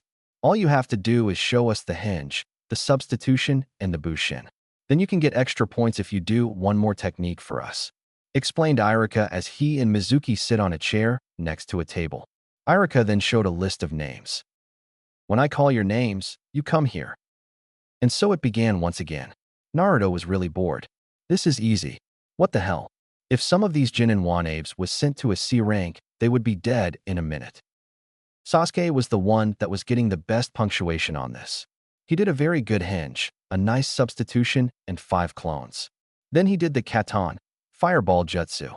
Everyone was amazed about a Chunin with that jutsu. Naruto snored on his place. Boring. When it was finally Naruto's turn, he jumped out of his chair and landed in front of the surprised teachers, already hinged. He was the 4th Hokage. Both teachers were appalled by the similarities. Irika even thought that maybe it was truly Minato Namikaze, until Naruto canceled the henge. Okay, Naruto. Now I want the substitution. In the middle of the sentence, Irika had somehow appeared in the middle of the room. He looked back and saw Naruto near Mizuki, cleaning his teeth with a stick. Okay, Irika was once again in his place. Now, the bushin. In a moment, A single hand sign, and the room was filled with Naruto's clones. Both Irika and Mizuki were appalled by this. They had never heard of someone doing so many. "Well, Naruto, do you want to do anything else for extra credit?" asked Irika. "Yes." Naruto then closed his eyes. When he opened them, he went through a series of hand signs and yelled, "Katan, Fire Fox Jutsu." 10 foxes of fire appeared besides Naruto, all of his size. They began to wander the classroom, looking at the other kids with a predatory grin. Then they turned and went out through the window, and they hit the floor. The pillar of flames they produced was so hot, it made people sweat like pigs. Then, a black scorch mark remained on the floor. "I'm done here. Can I get my headband now?" As Irika nodded dumbly, Mizuki seethed. "There goes my fallout guy. That means that I will have to steal the scroll myself." Chapter 5. It's at night that the party begins. Naruto was coming of academy, a paper stating congratulations in being the Rookie of the Year in his hand, as well as his bag being filled with some prizes, a set of kunai and shuriken and 2 jutsu scrolls. One for the transparency jutsu, and the other for a jutsu called chakra pulse, which allowed one to send enemies back a bit. The jutsu wasn't powerful enough to hurt, but it was useful to get time for another jutsu and to keep guys away from you. He stood there, watching as all the other kids were running to their parents. He got a little sad because he couldn't see Miko or Anko there. But that soon changed as he felt 2 chakra signatures just behind him. He turned around and saw both of them, Miko and Anko, talking with Irika. "Didn't I tell you, Miko, that he would be Rookie of the Year? Shrimp is just too fucking awesome to be compared with these losers." As Anko yelled that, the parents of those that had passed the Chunin exam glared at her. Not that she cared, anyway. "Don't get the kid too cocky, Anko," reprimanded Miko. "We both know what an oversized ego can do to a person." Author screams in outrage. "What the fuck do you mean?" Miko takes a step back defensively. "I was talking about Sasuke." "Oh, okay." "Mom." "Anko," yelled Naruto as he ran towards them and jumped on their arms. "Oh, calm down, Shrimp," joked Anko, until she saw that Hikari and Viper weren't there. "Where are your pets? Weren't they with you?" Naruto growled at this. "They are not my pets." "Oh, are they your fuck buddies then?" Everyone except Miko and Naruto were shocked at the language. Naruto was shocked at the insinuation. "Anko, come on. Anko, quit teasing the poor kid." Miko thought it was funny, but the poor kids were getting shocked at them. "But seriously, Naruto, where are those 2? "They went to their summoned realms." Naruto answered. "They were acting weird today, and when I asked them, they said they would tell me tonight, but they needed to go back to their realms." Miko and Anko looked at each other, then looked back at Naruto again. "What do you mean, weird?" asked Miko. "Yeah, their period was ended last week." "So spill it, kid," demanded Anko, and Naruto knew it was better to tell than face a curious Anko for the rest of the day. As he told what happened, both women had similar thoughts. Doesn't he realize they snapped because he was the one being insulted? By Miko and Shrimp is really dumb sometimes. Genius, but dumb. By Anko. "Shrimp, you better wait for tonight. It's better they tell you," said Anko, with a serious tone in her voice. Naruto looked down on the ground. "You mean you don't know what is wrong with them?" "Oh, we know," said Miko. "But it is best if it is told by them. It is kind of personal, Naruto." Naruto nodded and decided to wait for tonight. As this was happening, Mizuki was seething in the corner. "Look at that. The disgusting demon has a family." "Well, it doesn't matter. I must focus on getting the scroll." Anko saw the grin and turned to Naruto. "Hey, Shrimp, I gotta go to a meeting of Jonins to decide the teams and such. You should go with Miko now." Then she whispered in his ear, "Keep an eye on Mizuki.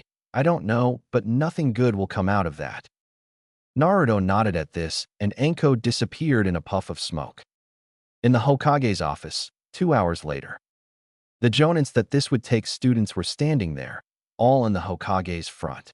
Oh, no, an annoying silver-haired one-eye porn-reading bastard wasn't there. He was late again, 2 hours. Sarutobi was about to summon the Yanbu to get him when he finally appeared. "Yo, sorry I'm late, but there was a..."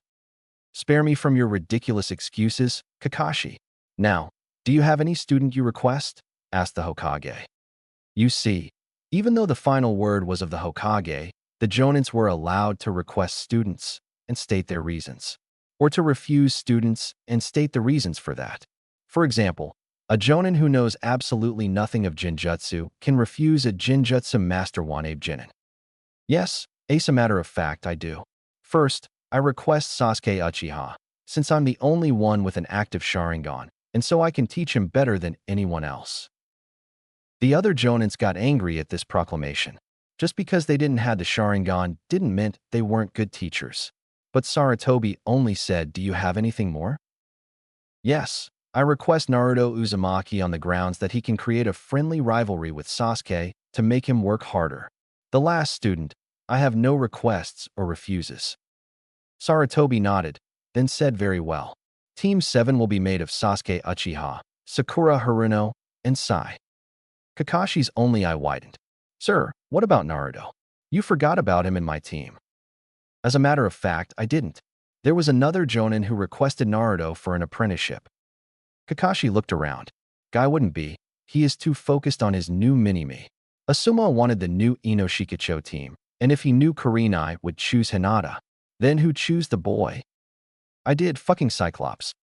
Kakashi turned to find Anko looking at him like she was about to kill him. Now, a normal person would look and stay quiet to not get further problems, but this is Kakashi. Anko-chan, very nice prank. Now can I get my student back? Not the right thing to say. I don't know if you heard well, Kakashi, but I took the kid as my apprentice.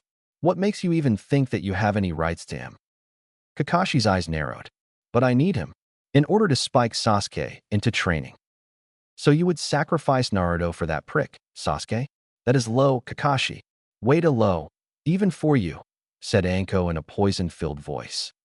Sasuke is the last Uchiha. He needs all the help he can get. Besides, who cares about that boy anyway? Not like he is that much impressive. The room grew quiet. Then everyone, even the Hokage, laughed at the guy's stupidity. What? Asked a surprised Kakashi. Kakashi, he not only is better than Sasuke, he was given the title of Rookie of the Year. He got a perfect score, and that is not counting with the extra points for that extra jutsu, answered the Hokage. Kakashi's eyes widened. He was in so much shock that he didn't move. Can we finish this reunion? I have a horny hot MILF waiting for me, yelled Anko, getting the desired effect as all males flew back with a nosebleed, and Kurenai shook her head at her behavior. Sarutobi was the one that came to his senses first. Very well, you are all dismissed. As the Jonins left the room, he then pressed a button in his desk. Sent in the cleaning people. There was a major accident here. Later that night, Naruto was following Mizuki. The guy was very easy to track and follow, and he saw him stealing that huge scroll from the Hokage's tower while they had the meeting. It was a good, very lucky strike for Mizuki that one of the Jonin had come late, making the meeting be held at the exact moment he was going to steal the scroll. One more reason to always be punctual. Anyway, he would attack, but then he thought if I strike him now, he can say I attacked him without a reason, and with so many ANBU that are not of trust here, it could be problematic. I have to wait. So he followed Mizuki until they were at a forest. I can't use my fire jutsu here, so I'm stuck with serpent jutsu. More than enough to kick his ass. He then went for the strike. Hello, Mizuki-sensei. Mizuki jumped out of his skin as he heard the voice. He then turned to see Naruto there. Oh, I Naruto. I was just reviewing this scroll for the next class. Really? Is that the best you could come up with? Pathetic. I saw you stealing that scroll. You traitor, yelled Naruto. Mizuki grew serious then. I see. You are far too dangerous now, Naruto. I think I will kill you. And with that, Mizuki threw a giant shuriken at Naruto. Naruto was able to dodge it and threw 5 shuriken at Mizuki. Mizuki jumped, but while he was on the air, Naruto stretched his hand. Serpent hand was what Mizuki heard as, for his horror, for large serpents appeared in Naruto's arm and bit on him hard. Mizuki gasped in pain. He was lucky the ones Naruto summoned were not poisonous, because Naruto wanted to interrogate him, but it still hurt. Naruto then brought him closer. Who are you working for? Asked Naruto as he looked at Mizuki in the eyes. Oh, Orochimaru-sama, answered a scared Mizuki. So you were going to give one of our most prized scrolls, the one containing forbidden jutsu, to your butt buddy? Asked Naruto in a very cold voice. Shut up, Kyuubi. Naruto stood still, then he asked in a shocked voice. What did you said? I said shut up, Kyuubi. As Mizuki yelled, he stabbed one of the serpents with a kunai that made it go puff. Naruto brought back the other serpents before they were hurt too. You think, haha, you think that haha on the Kyuubi? Oh, this is hilarious. I have to tell this one. Naruto then did a summoning jutsu while Mizuki was shocked. Shouldn't he be cowering in fear? Instead, he was laughing. From a puff of smoke, Hikari and Viper appeared. Naruto, we. Not yet, girls. There is something that is far too hilarious for me not to tell. You see Mizuki over there. He pointed to Mizuki, and both looked at him. Just call me Kyuubi. There was a moment of silence. Then both sniggered, which soon turned into a full-blow laughter as they rolled in the ground. Oh, that was priceless, yelled Viper as she cleaned a tear from the corner of her eye. Yeah, wait, I have an idea. Viper, summon your dad as I summon my mom. They should hear this. As one began doing hand seals, the other began to chant. In an instant, there was a loud puff of smoke and both Shirtung and Kisi appeared out of smoke. What is the problem, my daughter? Asked a worried Shirtung. Yes, my child. What is the problem? Asked a equally worried Hikari. You got to hear this, said both of Viper and Hikari at the same time. Now Mizuki was scared as no tomorrow. There stood a gigantic serpent and a very big six-tailed fox. What the fuck? What am I supposed to do now? As he thought that, both the giants started laughing. Stupid human. Naruto may be powerful, but he is way too far from Kyuubi's power, laughed Shirtung as he looked at. He is rather foolish, isn't he? To compare one to the other. Kisi roared in laughter. What are you laughing about? Asked Mizuki in a scared voice. The boy you so nicely complimented by calling him my mate's name is only his container, roared Kisi. Wait, my enthusiastic companion, said Shirtung as he looked at Mizuki's eyes. I don't think he said that as a compliment. Both looked at Mizuki, who gulped at the situation. Mama. A few minutes of Mizuki ping-pong later. Mizuki was laying on the floor, bloodied and very burned. He was beaten beyond recognition. On the side, two very satisfied titans were stretching themselves after the game. You win this time, old serpent. But next time I will win. I will show you what the Fox clan can do in a game of human ping-pong, yelled the angry Kisi. Sure you will.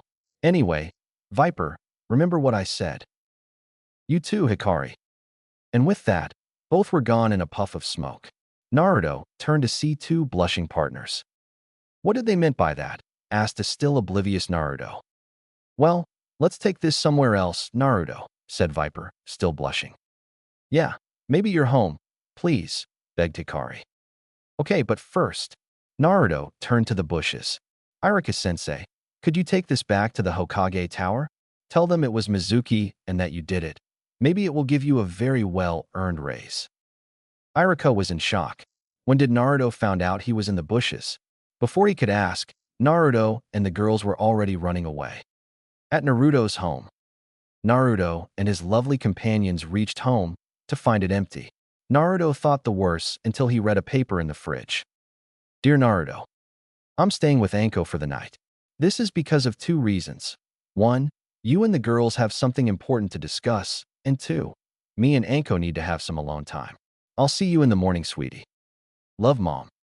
Naruto then saw another message on the fridge. Hey, Shrimp.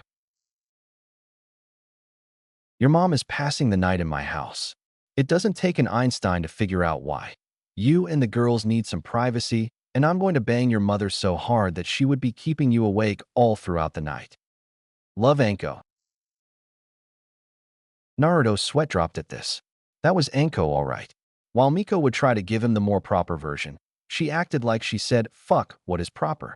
But still, the two were what he called family. His two mothers. However, both Viper and Hikari were absolutely nervous now. They had read the messages and saw that everyone was making the effort. But neither would back down now. Naruto, go to the bedroom, please. Me and Hikari will be there soon, said Viper, trying to calm herself. For both girls' relief, Naruto obeyed without asking any questions. Viper then turned towards Hikari. So shall we do it? Hikari nodded. Then, as Viper chanted, Hikari did some hand signs. Then both yelled, "Advanced henge, anthropomorphic form." Naruto was getting a little bit impatient. He has been waiting for this all day, and now he was waiting even more. He was going to get up and go to outside to ask what was wrong when the doors opened and his mouth fell to the floor. There were the most beautiful creatures in the world at the door. The first one was like a furry goddess with her body filled with an orange fur, a fox-like tail waving behind her, and two foxy ears on the top of her head, much like Hikari. She had D-cup-sized breasts and a round ass. The next one was a scaled goddess. Her body was covered in green scales. Her arms and legs were a bit smaller, and her tail seemed to be bigger. Her head had a pear-like form, much like Viper. She had a C-cup size and a much more round ass than the first one. Overall, these girls were fucking hot. Both Hikari and Viper giggled at Naruto's expression as he looked at them. He was actually drooling at them. "I take it you like what you see, Naruto-kun," said Viper in a seductive way. "You better. We didn't get like this for nothing, after all," said Hikari in a confident voice as she saw the reaction of Naruto at them. Only then did Naruto realize who those two were. "Hikari? Viper? How?" "Our summon clans have a special advanced henge that allows the user to have a more human form," explained Viper as she got near Naruto. "But the thing is, we only use it when we reveal ourselves to a human lover." Naruto's brain wasn't able to process this. He was in shock. Viper then did the signal for Hikari, and Hikari grabbed Naruto's face, and they engaged on a three-way kiss. Lemon. Naruto's eyes widened at this. This was too good to be real. He decided to just go with the flow and not think anymore and go with the flow, with one hand roaming each of the girls as he deepened into the kiss. The girls moaned at the ministrations he was giving, allowed Naruto to go in and explore Hikari's mouth as he focused on her, doing a familiar cross sign without any of the girls knowing. Viper felt a bit left out as she saw Naruto roam Hikari's body with both his hands and kissing her fully. Was she undesirable? Her thoughts stopped the moment she felt the hands roam her body. She looked back to find a clone of Naruto leaning in and kissing her fully. She smirked on her mind. I should have known he would be doing something like that. Hikari was in letting Naruto have his way with her, but that wasn't enough for her. She needed more. So she grabbed his hands and brought them to her breasts. Naruto was a bit shocked at first and gave a reflexive soft squeeze that made Hikari moan. When he heard the moan, he smirked and started playing with her breasts, rubbing and squeezing gently yet firmly. The clone saw that and decided to do the same with Viper. He soon found, however, that Viper loved that he played with her breasts a bit more roughly than Hikari, asking him to pinch her nipples and to squeeze her breasts harder. He thought that it was because scales were harder than fur, but still liked seeing Viper thrashing under his ministrations. Both Hikari and Viper were loving the teasing, but then each had their own idea as they turned around and threw Naruto in the bed as the clone was dispelled by Viper. Then they started undressing Naruto until they got a view of what they wanted, which made both drool. His cock. Naruto was a bit nervous when he saw their eyes shining with could only be described as a hungry look. He was about to say something when they each put a hand on his tight and each licked a side of his cock. He shuddered as they continued their ministrations. Hikari's tongue was gentle as Viper's was a little bit rough, but both were equally enjoyable. Hikari then went up and started engulfing his dick. As she did this, Viper went up and sits on Naruto's face. He didn't take long to know what she wanted, and he started licking her pussy. "Yes, oh yes. That feels so good, Naruto," said Viper as she watched Hikari continue to suck his cock. Hikari was fingering herself both at sucking Naruto's cock and the sight of him licking Viper too. Naruto decided to step up the game and thrust his tongue inside Viper's pussy. As she moaned loudly, Hikari started to purr in her throat and to finger herself harder, making all three be much more close to their orgasms. Naruto was the first one to go. He just couldn't handle it all and burst inside Hikari's mouth as he moaned inside Viper's pussy. That set the other two on their orgasms, though only one was able to yell, "I'm coming," as Hikari still had Naruto's cock in her mouth. Viper fell back in bliss as Hikari sucked all she could of Naruto's seed, but let some stay in her mouth. Naruto looked up to be treated to the sight of Hikari and Viper engaging in a hot kiss as Hikari shared Naruto's cum with Viper. That got him painfully hard at seeing his hot girlfriends kissing each other like that. When they looked at him and saw he was so hard he could break stones with his dick, they smirked. "Ready for the main course, Naruto?" asked Viper in a seductive voice. "We sure are," yelled Hikari in a very excited voice. Naruto laughed at that. That is why he loved them. Viper was calm and caring. She would bring peace to one's day and had that way to move that was so enticing. Hikari was a bundle of energy, really funny and always excited, which would pump Naruto further than he normally would. "What do you think, girls? Ready for the next step?" Both girls got ready for the next part. Viper laid down on her back, legs opened, and Hikari laid over her, breast with breast, legs open too, and tail raised high. It had to be Hikari on top, because Viper's tail is bigger and more difficult to raise up. There were two glistening pussies just for the eyes of Naruto. "So, Naruto, which one do you pick?" But Naruto smiled. "Time to play a trump card. You know what? Why do I have to decide?" Both girls were confused at this, even more when he started doing some hand signs. Advanced Henge, double paradise. There was a puff of smoke around Naruto, and the two girls were now scared. When the smoke cleared, there stood Naruto, with two dicks. Both girls drooled at the sight. When I saw Sarutobi doing that advanced Henge, I decided to make my own research on the thing. So I went to, "You two are not paying attention at all, are you?" asked Naruto when he saw the look they had. He came close to them and lined his two cocks with their pussies.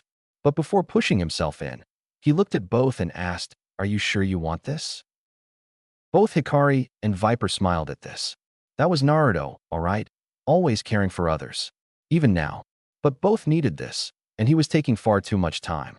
"Viper, do it," said Hikari. Viper's tail encircled Naruto and then made him thrust inside both at the same time. Naruto was not expecting this, neither the feeling that came after. Apparently, neither did the girls as everyone started moaning in the bedroom. Both girls were in bliss. Naruto was big enough to satisfy them. They loved the feeling of his hot, pulsing cock in their depths and the friction of each other's breasts, and clit was enormous. They were in paradise. Naruto had gone to heaven and went farther. It was tight. It was hot. It was wet. It was everything and more. But he could feel the difference between them. Hikari's was softer again, while Viper was a bit rough, but still enjoyable. The thing that was surprising was the Viper was more wet than Hikari. He could actually feel her wetness running down his cock at the moment, and Hikari's walls massaged his cock like a hand would. "I see you noticed." Naruto turned to see Viper looking in his eyes. "We serpents are a lot more wet than people would think. That is because, contrary to other animals, we do not have arms or legs to support us, so we need the extra wetness to make it easier on us. Of course, that also means that you will have a good time in there. With the Kitsune clan, it is different."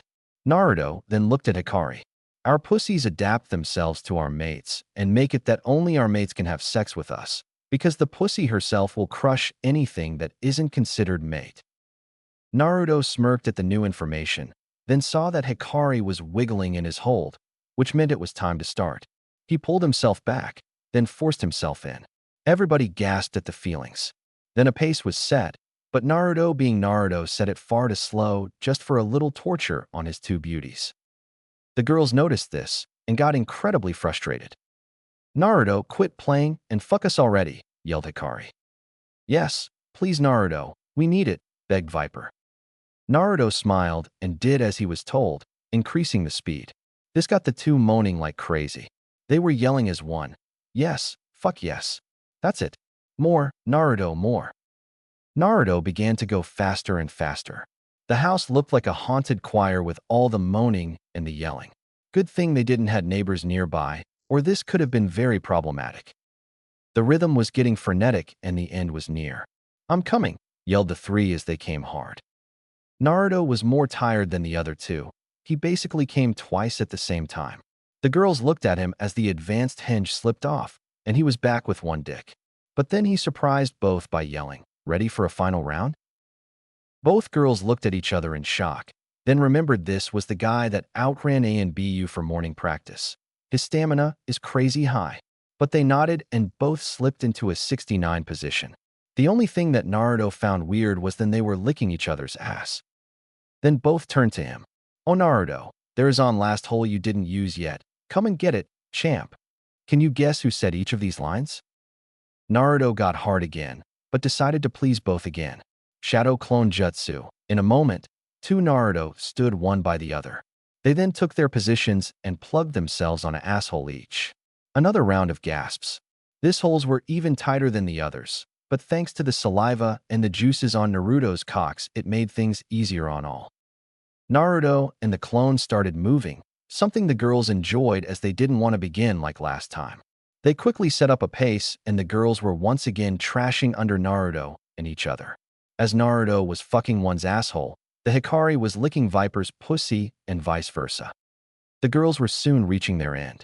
The double assault was too much on them as they yelled to each other's pussies, "I'm coming." Naruto suddenly seethed as their holes became even tighter and tried to milk him for all he was worth. Me too. They all came together yet again. Naruto fell down on the bed as he was exhausted. This was his first time. The girls were still in the same position and breathing hard. Naruto decided to go close to them. Lemon end. The girls looked at each other. Now, yelled both in their heads as they sprang up and bit Naruto on the collarbone, each at one side. Naruto gasped in surprise, but found that he felt no pain whatsoever, just a little bit of heat on his collarbone. He then felt an urge and bit down on Hikari first. After he pulled away, he bit on Viper. Both gasped as they felt him bite them, and he saw a mark appear on their collarbone. Then darkness took over the three, and they fell together on the bed, sleeping soundly. With Miko. Miko was tied to bed, breathing hard after she had come. Anko was putting a large double-side vibrator that they had just used on the table and was now joining Miko on bed. As she untied Miko, she heard her ask, "Do you think they are fine?" Anko smiled. "You know the ninja code. Old enough to kill. Besides, he is getting the riding of his life. Of course he is fine." Miko sighed at Anko's way of thinking, but she was probably right. So she decided not to think anymore as she embraced her, and both fell asleep. At the Hokage's office, Sarutobi was on the floor, a huge nosebleed painting the ground. In the table, a crystal ball was showing Naruto's room and the people in it. He had tried to check on him to see if everything was fine and found the sex scene of his life. So that is why he wanted the advanced henge scroll. Chapter 6. Some test this is. Naruto woke up the next day to feel two weights over him. He opened his eyes to see Hikari and Viper, in their advanced henge state, snuggling up to him. He then looked at the two and saw a blue spiral-like tattoo in both of them, in the place he had beaten both last night. He knew what it was his mate Mark. He then heard a low whistle from the door. "Nice shrimp. You got two hot pussies clinging hard to you, and you are only 12. I am so proud of you," said Anko with mock tears in her eyes. "Anko, get out," whispered angrily Miko as she made Anko leave the bedroom. But before leaving, she spared one glance at the girls. She is right. That's two nice pieces of ass if I ever seen any. Then she walked out. Naruto was red as a tomato. The only reason he wasn't yelling or moving was he didn't want to wake the girls yet. He was thinking to himself, "I'm going to get you for this, Anko. And when I do, God have mercy on your soul because you will die of embarrassment." Just then, his two girls stirred. They opened their eyes and looked at Naruto, smiled up at him, then engaged the blonde in a three-way kiss. Naruto enjoyed this, but knew the moment Hikari was starting to bring her breasts closer to his face and Viper's tail coiling around his member that he had to remember that they needed to get up. "Girls, remember that we have to go to the academy to know which team we are in," said Naruto through grunts of pleasure. "Damn, and now that we were just starting," said Hikari with a pout. "I agree, Hikari, but Naruto is right. Besides, we can have him tonight," said Viper with a predator smile. Naruto shivered under the smile. Then both girls looked at the collarbone, and both smiled. "You should check out the new tattoos, Naruto. I think you are going to love it." Naruto got up, then went to the bathroom and saw himself in the mirror. At his right side of the collarbone, a red fox was howling. On the left side, a green viper was coiled. "They are cool, but you two have got a tattoo of your own," said Naruto. Instead of going to the bathroom, the girls decided to look at the tattoo in each other. Since it came from the same person, it was the same. They loved it. Then the three heard a voice. "Hey, are you three rutting up there or what?" "Anko," thought the three. Then Naruto got dressed in new equipment, his true ninja equipment. No more reason to kid around. Time to make others see he was dead serious at his dream, becoming Hokage. So his ninja suit was dark blue cargo pants, bark blue shirt, and green Jonin-like jacket. He had a scroll in each pocket, and the sleeves were a bit loose on his shirt to allow the serpents to come out when he used his serpent hand. His headband was in green cloth, and he used dark blue ninja shoes. Both Hikari and Viper smiled at the change. He looked more professional, more mature, and definitely more powerful. Hikari took her position in his neck, while Viper took her new position around his waist, since he didn't use the open jacket anymore, and by this she could pass as a belt. Naruto then jumped through the window and used his chakra to stuck on the wall. He walked down to the next window and saw it opened, as usual. He then entered through it and yelled, "Good morning." Both Anko and Miko smiled at Naruto. Then Anko sniggered, trying to look like most Jonins would. "Shrimp? You are still a genin." "I know, but these makes others see I'm serious about becoming Hokage. Besides, I like the clothes," answered Naruto. "And no matter what, a ninja is always allowed to wear what he wants," completed Miko. "That is why you, my dear Anko, are allowed to use such provocative clothes." "I suppose," sighed a defeated Anko. But then she saw an opportunity waited for Naruto to start eating his pancake, and so did Viper as she slithered to the table to start eating, and Hikari too. All to ask, "So, how was the best rump of your life?" The three unprepared victims had one reaction only. They gagged on the food. As they coughed, Miko looked at Anko sternly. "You had to do it when they are eating?" "Hell yes." Their expressions were priceless, yelled Anko. Naruto glared at Anko, renovating his threat that he would get her and humiliate her. But Viper and Hikari smirked. "It was amazing. I didn't knew one could sew such things with an advanced hinge," yelled a happy Hikari. Anko got interested. "What did he do?" Viper then slithered up to her and whispered in her ear. Anko got a perverted smile on her face. "Dutta boy. I'm so proud." Miko then coughed. "Shouldn't you guys go to the academy?" Naruto looked at the clock, then continued eating peacefully. Once he and the girls were done, he made the girls slither up his arm, and off they went towards the academy, jumping through rooftops as they went. At the academy. "All right, everyone. I'm going to read the list of teams now. Let's see," said Irika as he started with the teams. After a while, Team 7, Sasuke Uchiha, Sakura Haruno, and Sai. Your Jounin is Kakashi Hitaki. Sasuke did the traditional Uchiha agreement signal, the HN. Sakura squealed like a pig and shouted about true love conquers all and some more insane stuff. Everyone looked at Sai, and he said, "Simply what? Stop looking at me. I'm not showing you my penis." Everyone bristled in anger, except for 3 persons that were in the ceiling, laughing quietly at his answer. Moving on, next we have Team 8, Shino Aburame, Hinata Hyuga, and Kiba Inuzuka. Your Jounin is Kurenai Yuhi.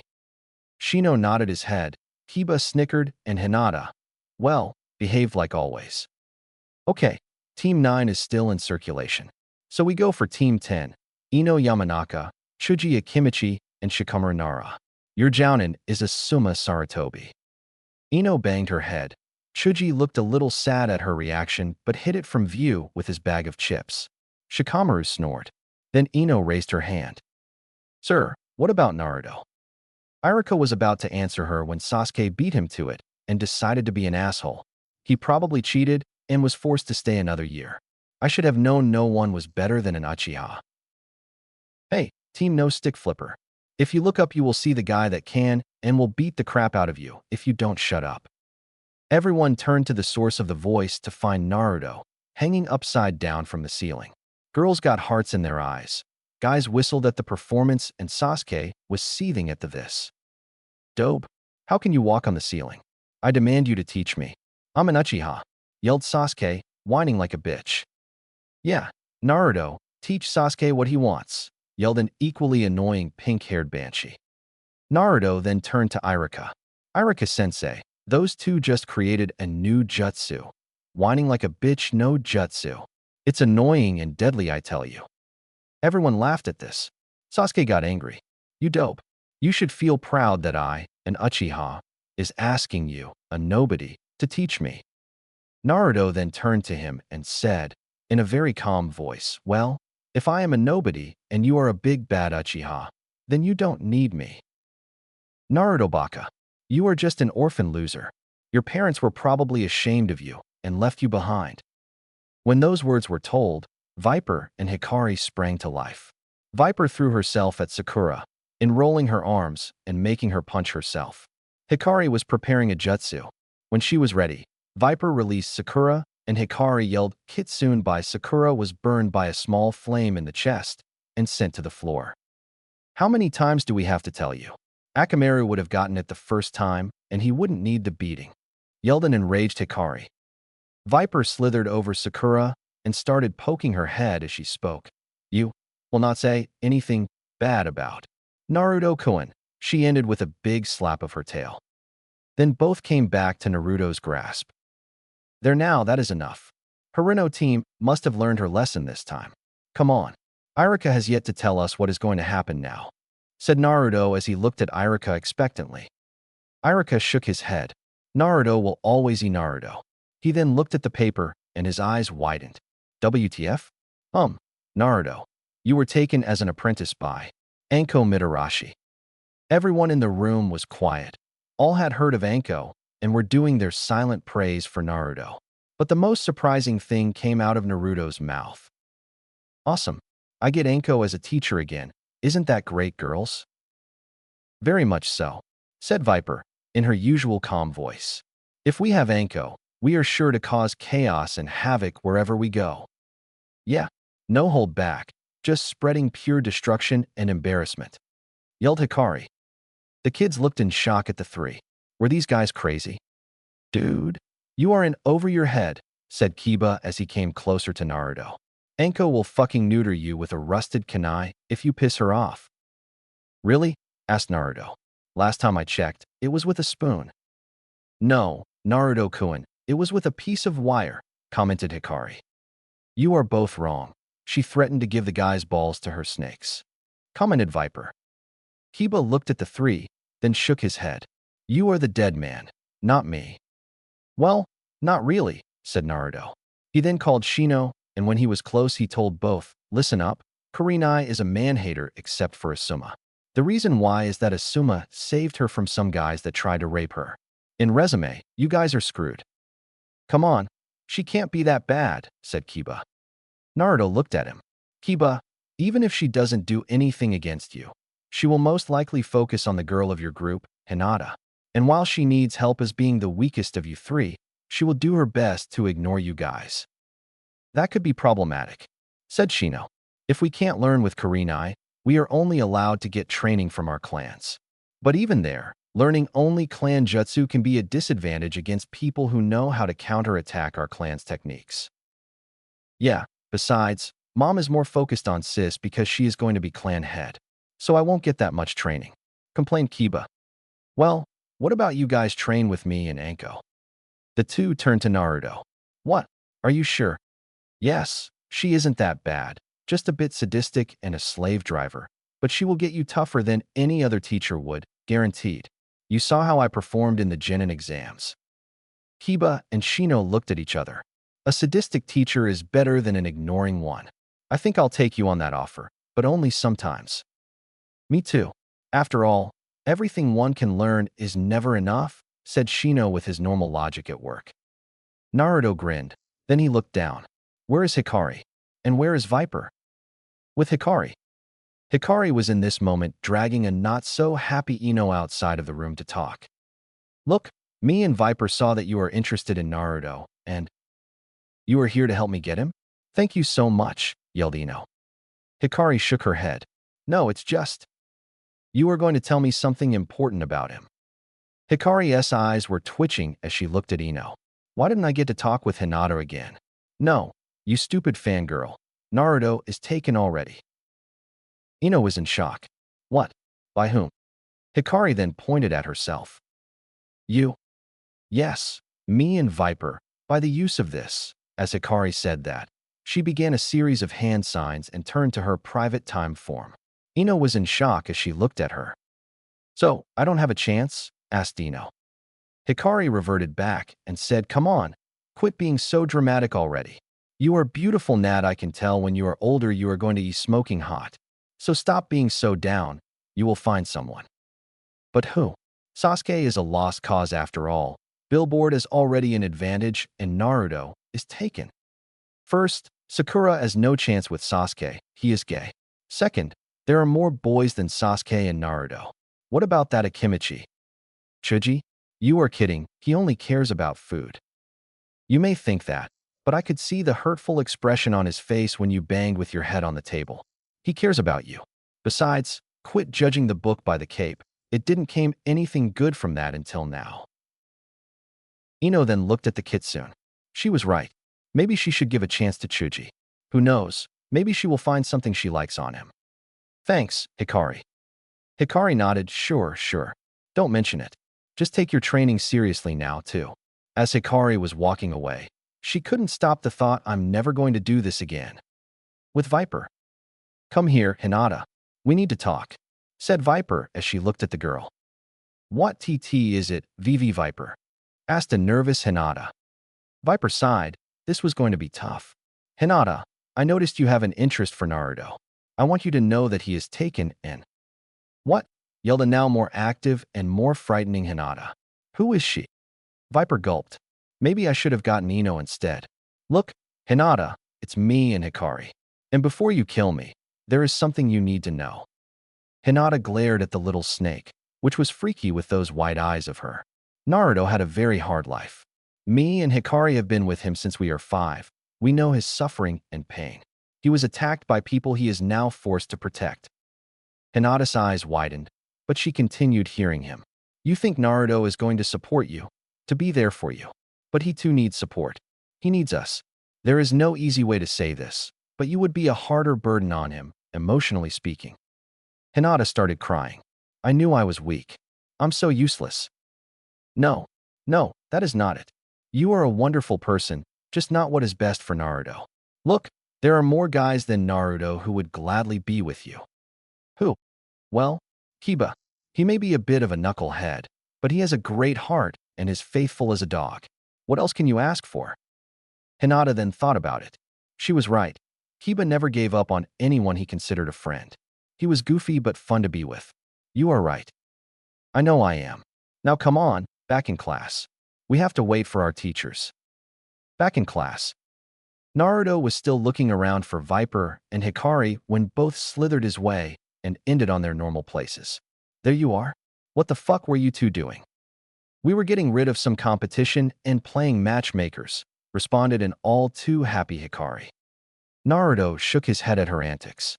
Then he froze for a second, then jumped to the right as a kunai passed a few millimeters away from his face. Reaction time, satisfactory. Choose of evading technique, undesirable. You are getting sloppy, shrimp. Naruto looked up to find Anko on the ceiling. That is because I wasn't expecting you to attack me like that, you crazy snake lady. Anko grinned at Naruto. It was just too much fun to mess with. But that is the thing about ninja life. You got to expect the unexpected. Naruto grumbled at this. Then he asked, so let's go. Anko grinned again. Impatient for your torture. Huh? Fine. Go to training ground 44. I'll be there, in the tower at the middle of it. Irika paled. The forest of death? Naruto doesn't stand a chance. Naruto grinned. Fine. See you there in a bit.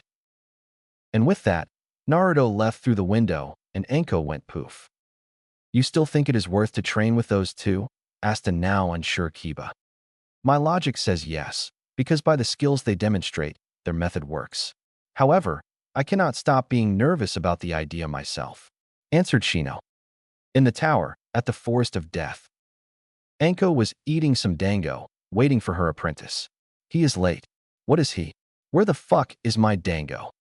As Anko looked down, a plate filled with dango was gone, and in its place was a card that had a red fox, a green serpent, and a spiral around both. Anko's eyes were ablaze. Gaki, give me back my dango.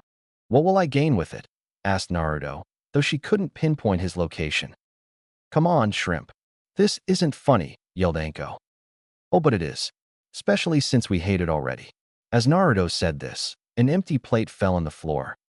Anko threw herself on the floor. No. Bastard. How could you? Oh, my sweet Dango.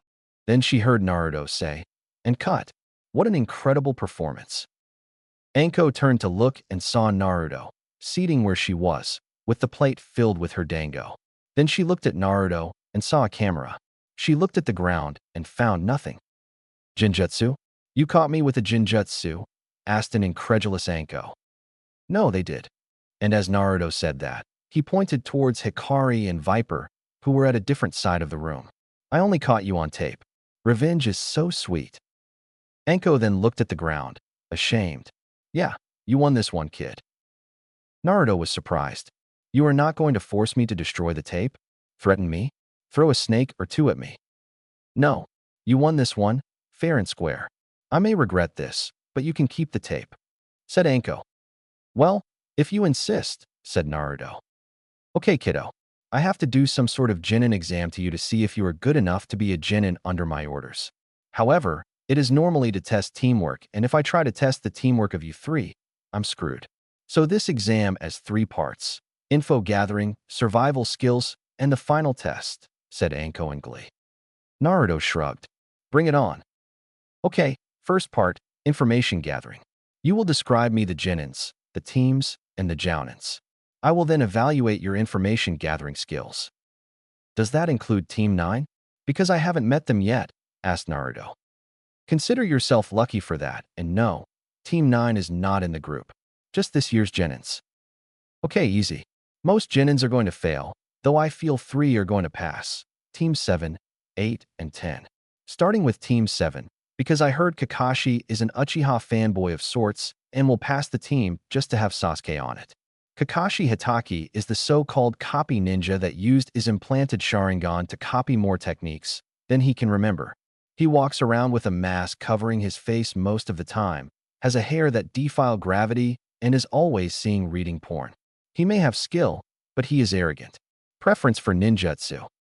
Next, the members. Sasuke is a pampered bastard who thinks the world owns him everything. He has minor skills and is considered one of the best because the teachers pull their punches on him, so he gets it easier.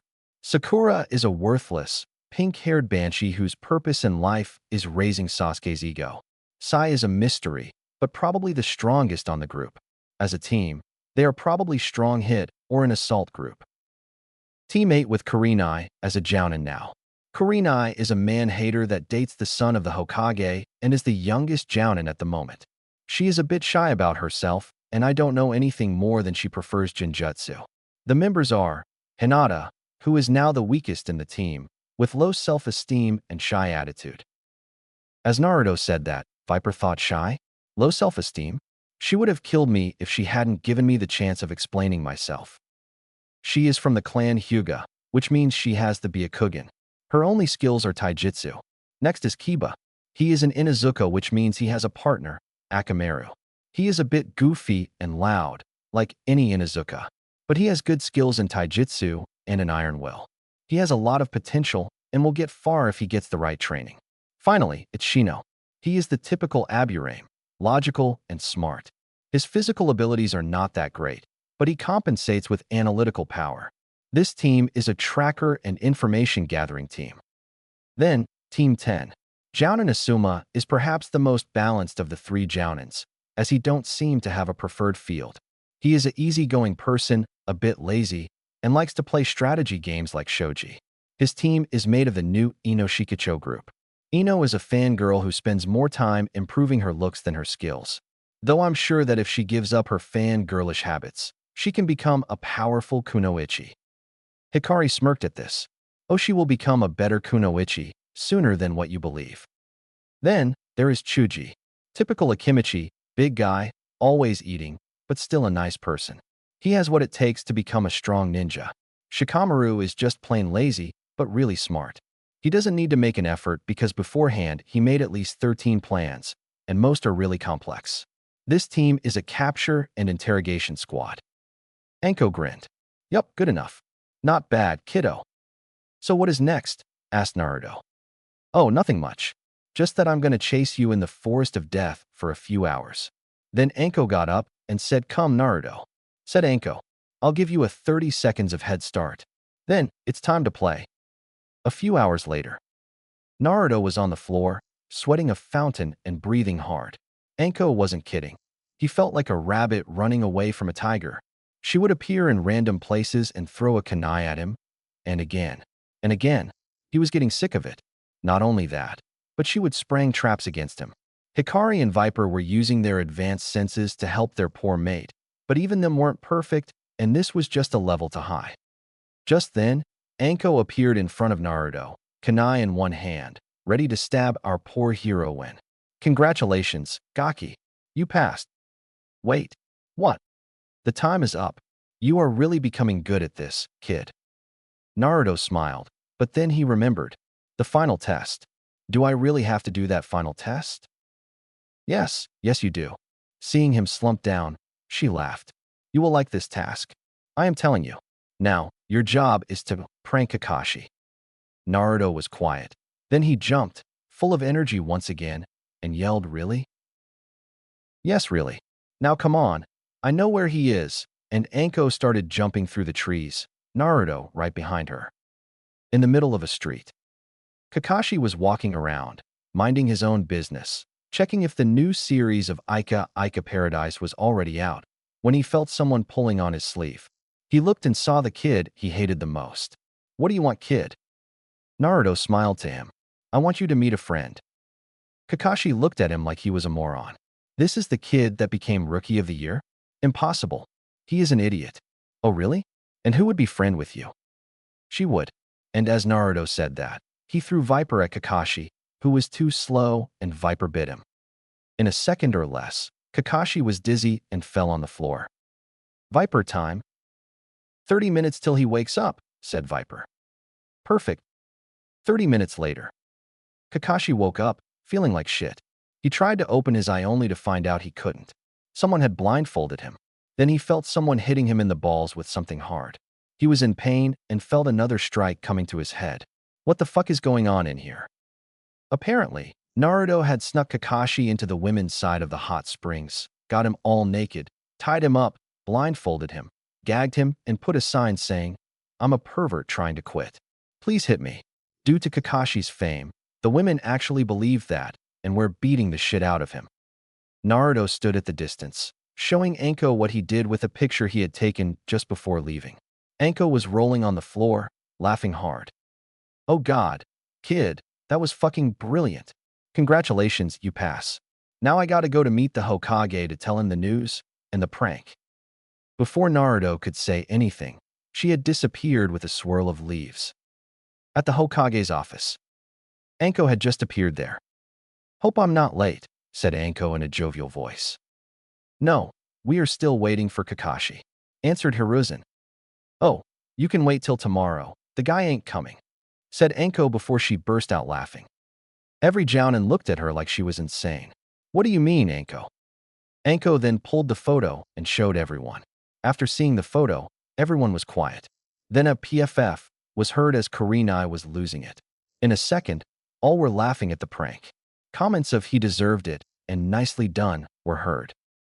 And you don't know the best. Everyone turned to her. The best is, it wasn't me, it was Naruto who did this. New round of laughter was heard, though some were seething at the demon's audacity. Sarutobi whipped a tear out of his eye. How did Naruto found the time to do that after your test? But, Hokage-sama, it was the test. Some were already clutching their stomachs from laughter. Very well.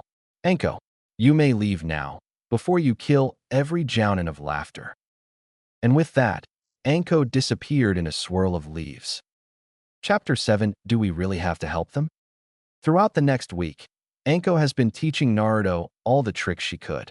She discovered that he had 3 elements: fire, wind, and electricity. Together, they formed an element that Kyuubi characterized as plasma, which seemed to be fire with enormous speed, and unlike with the fire element, he could make it out of air, like wind element. It was the true element of Kyuubi, and the true reason his roars seemed to fire beams of power. As so, Naruto learned one technique for each element. One SD was the fire style, Fire Dragon Jutsu. The second was wind style, Great Breakthrough, and the third was thunder style, Lightning Spear. He learned a plasma jutsu from Kyuubi, plasma style, Plasma Volleys Jutsu. Viper had become more versed in her clan arts. She now had the Stare of Illusions, similar to the Sharingan. It allowed her to put a person in an illusion just by looking at that person, with the bonus of getting that person under one's control while the technique is being used. She actually learned this power by mistake. Flashback. Oh, come on.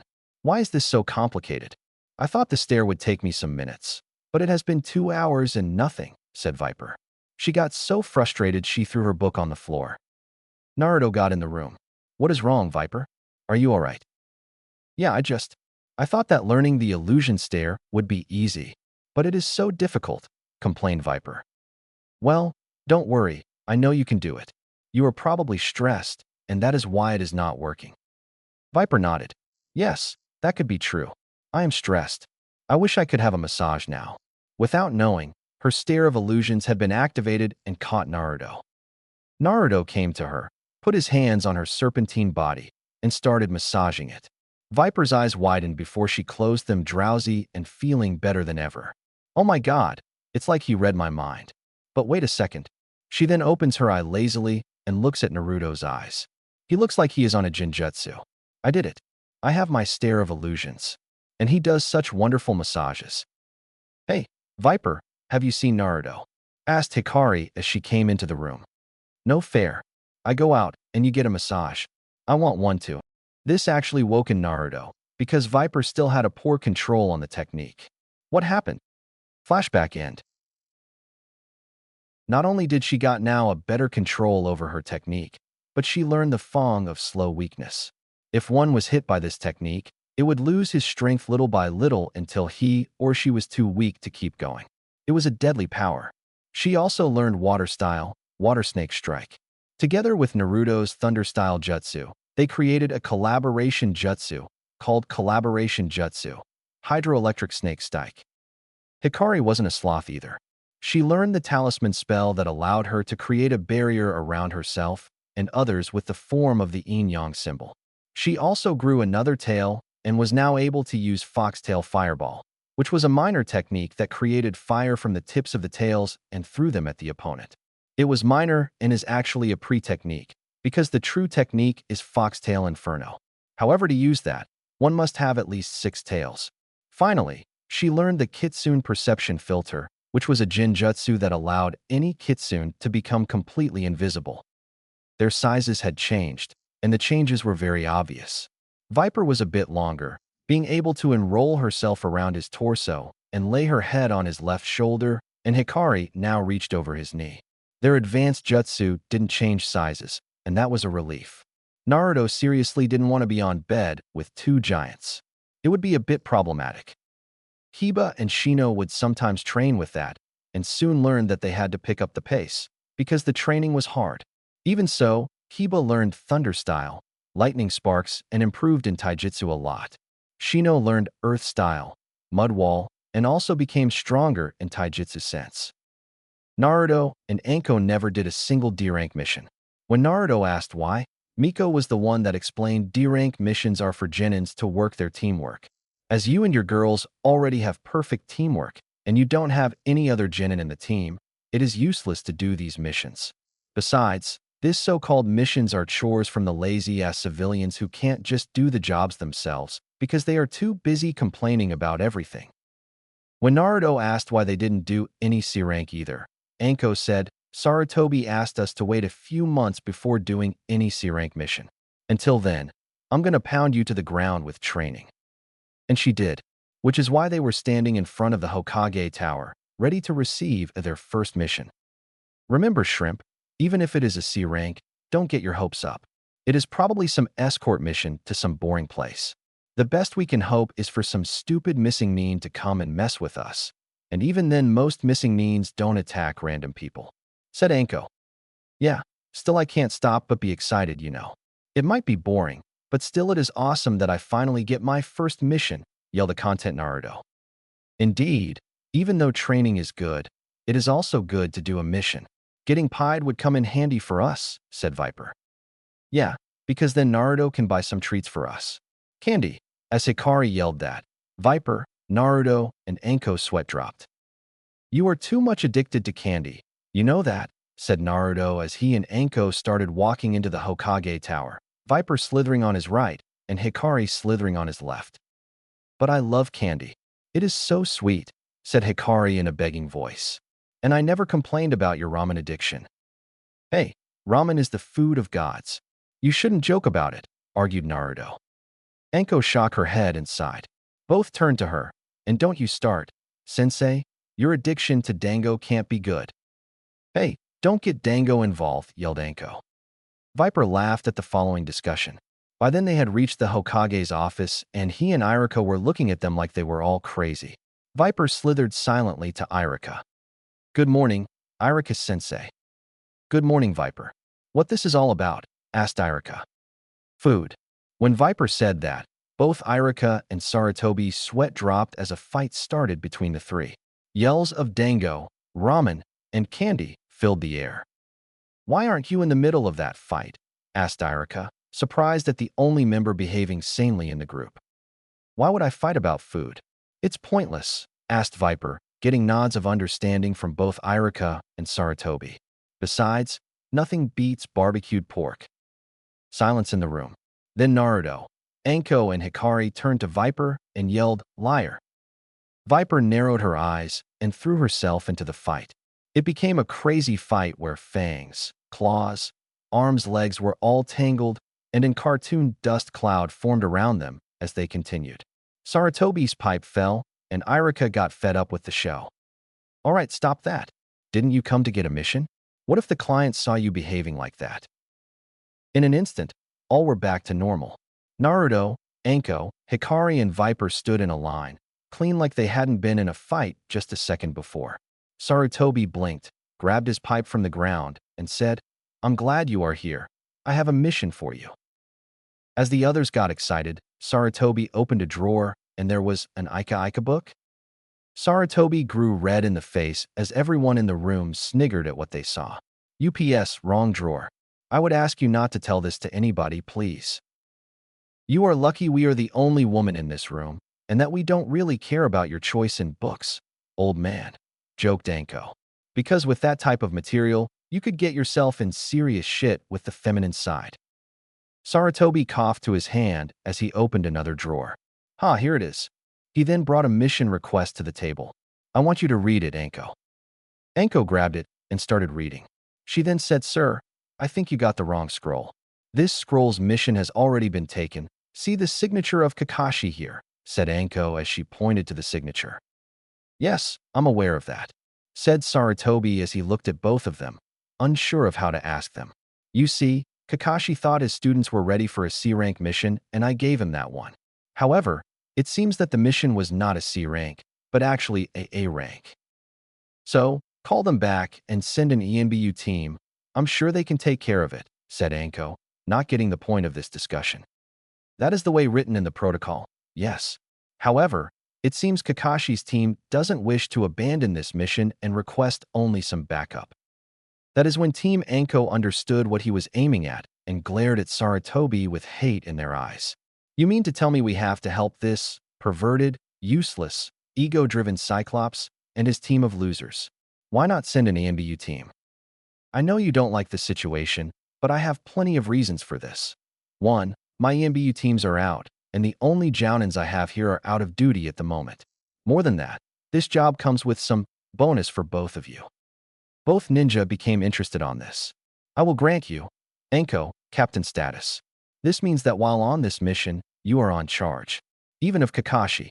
Should Kakashi or any of the genin show any disrespect or disobeys you, you are allowed to handle the required punishment that goes through a written report about his or her behaviors to a full charge on the students, which then is going to be evaluated by me, who will decide the final fate of the Jounin.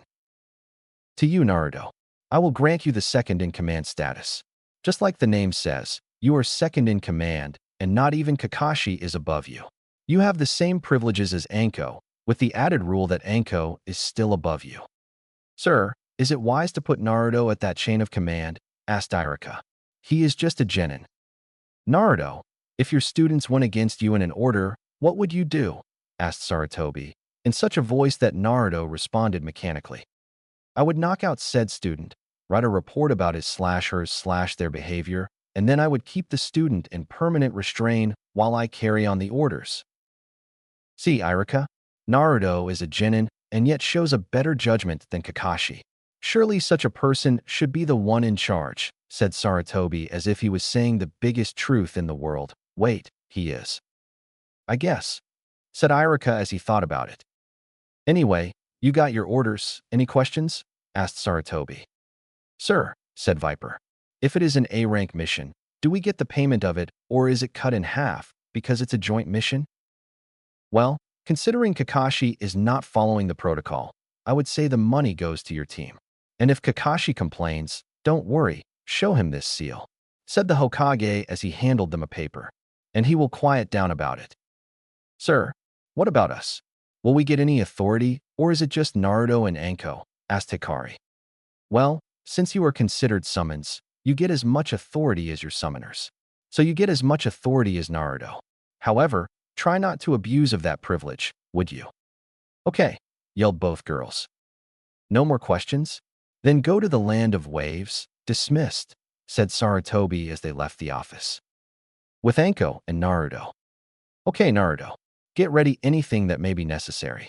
If when I reach the gates you don't have the right things packed, I will force you to stay while I do this mission, said Anko as she vanished in a poof of smoke. Fine, come on girls, let's pack things up, yelled Naruto as he began running, Viper slithering to his left and Hikari running to his right. At the gates. Anko was walking to the gates, trying to give time to Naruto to prepare himself. She was mildly surprised when she saw him, sleeping on the ground, with no bag whatsoever, Hikari on his lap, and Viper coiled around him. So where are your stuff? Asked Anko as she looked at the three. Naruto pulled a scroll and said here, I have 50 shurikens, 40 kunai, and 20 explosive papers. I also have 2 tents in case you forgot yours, and also I have a lighter, and for food I have some packed meals, which in the scroll don't rotten. That will allow both of us a meal for at least 2 weeks, which is more than enough time to get to the land of waves and be back, since we will probably be there in 3 days or something. Anko smiled. Miko taught you well. She always packed it more than she needed in a scroll, because then she was ready for anything. Good job, Shrimp, I'm proud of you. Now let's move. Anko then started running with Naruto running behind her, Hikari and Viper not far behind. A little far ahead. What are we waiting for? Let's just move out already. We don't need any backup, demanded Sasuke as he looked at Kakashi. Yeah, Kakashi-sensei. Let's just go. The backup team is probably some losers. We don't need them, yelled Sakura. Shut up, you ugly whore.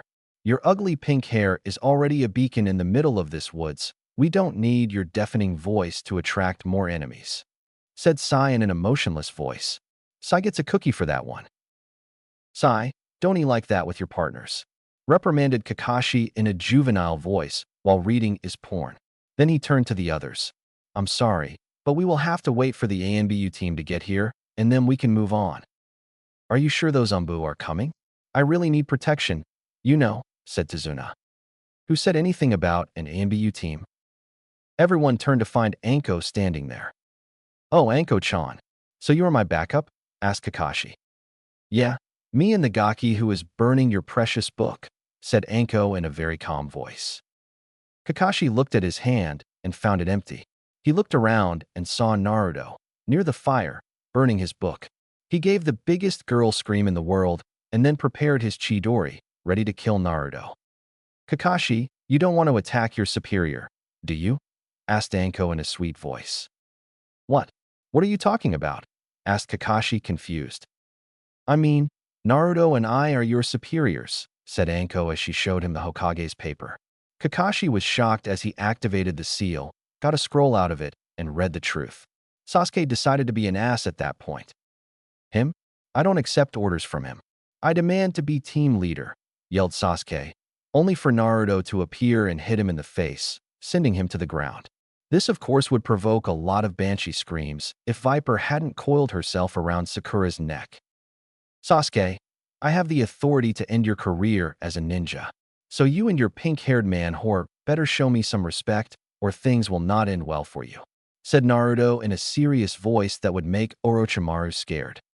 Tazuna was in shock. What the fuck? Why wasn't I given this team in the first place? They are not only more professional, they are fucking stronger than this whining bitches I got as my first team.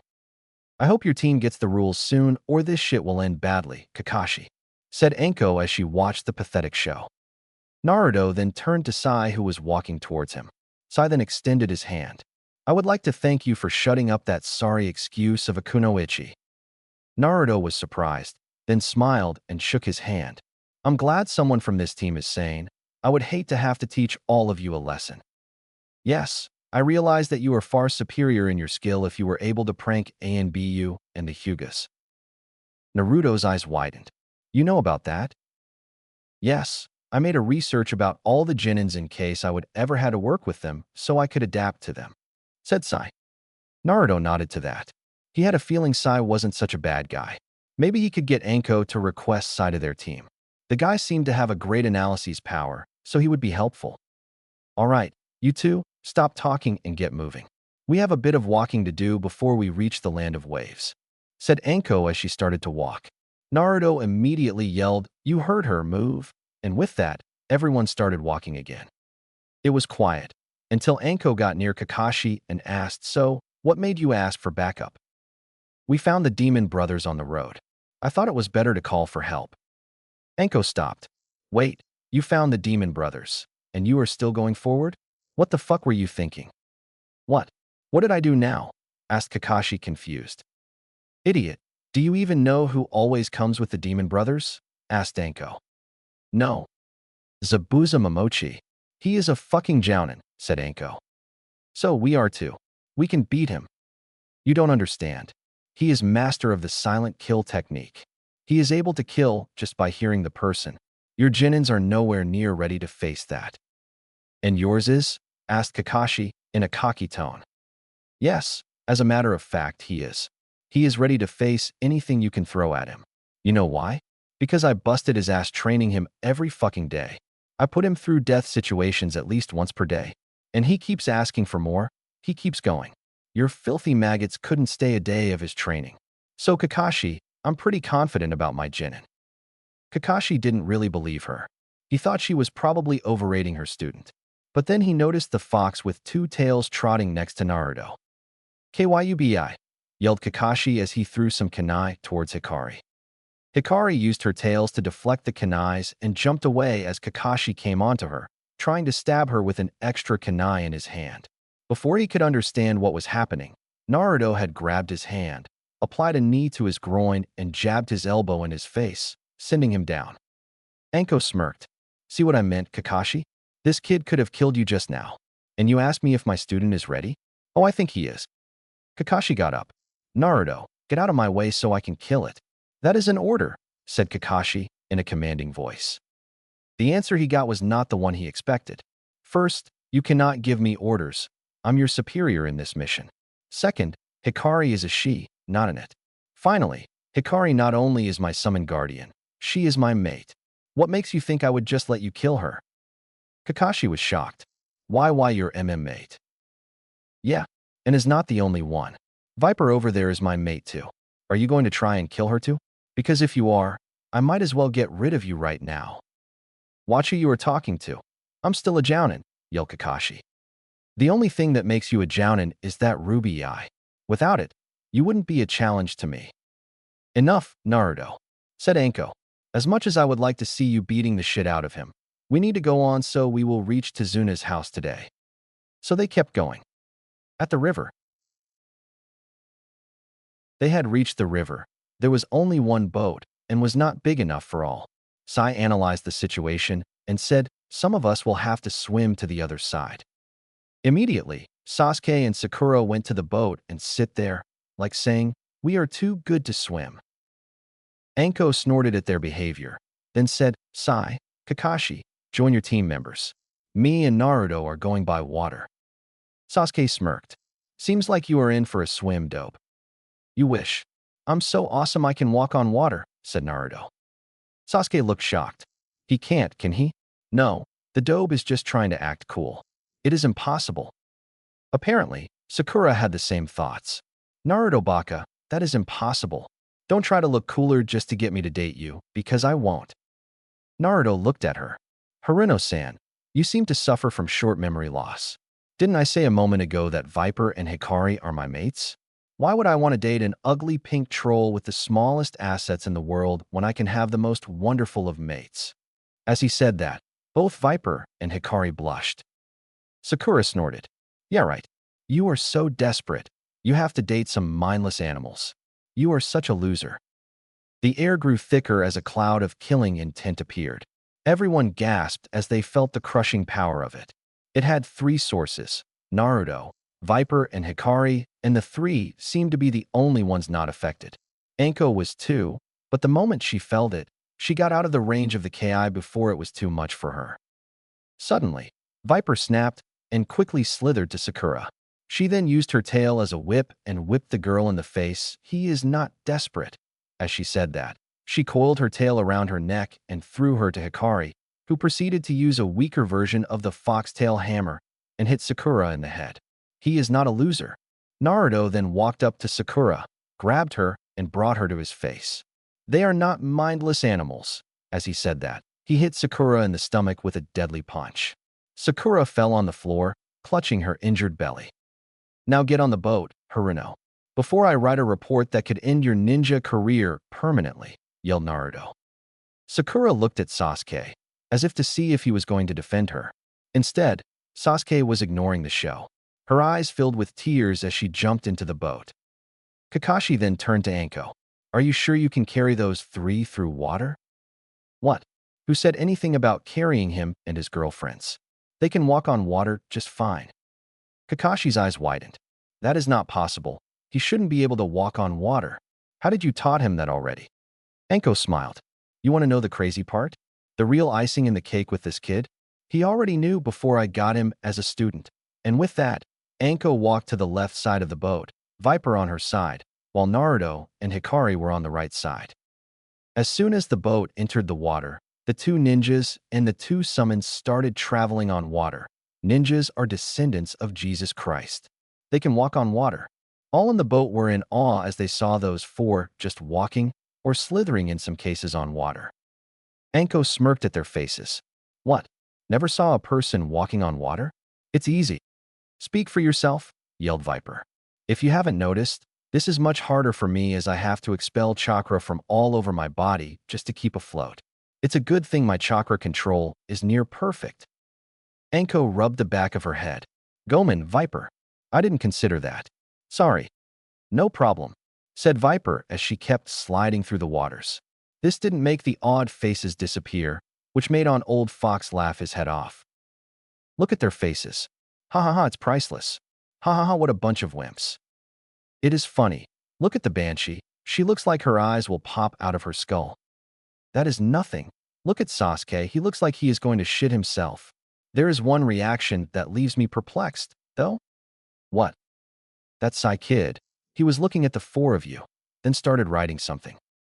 Curious, Naruto went to check out what Sai was writing without being caught by him. Walking on water. I'm not sure yet, but I believe the trick lies in a constant flow of chakra to the water by the underpart of the foot, pumping the chakra in a circle-like movement around the feet to allow the body to stay floating. Naruto smiled. He is definitely smart. His mind explores the technique's secrets, and he is probably able to learn said techniques after studying them for some time. Shino would love to meet this guy. A few moments later, they saw the bridge. Sakura couldn't contain herself and said, "UAU, it's huge." Haruno-san, we are in a low-visibility territory with unknown enemies who could be trying to hunt us down, said Naruto in a dead voice. What I am trying to say is thank you for making our enemy's job easier by telling them where we are. Sakura was about to yell when Viper jumped into the boat and grabbed her throat with her tail. Didn't you hear him? Just shut up already, said Viper in an angry whisper. Sakura decided not to tempt death and stayed quiet. After they had reached the banks, they continued on foot. That is, until Naruto threw a kunai into the woods. Everyone rushed there and found a white, frightened rabbit.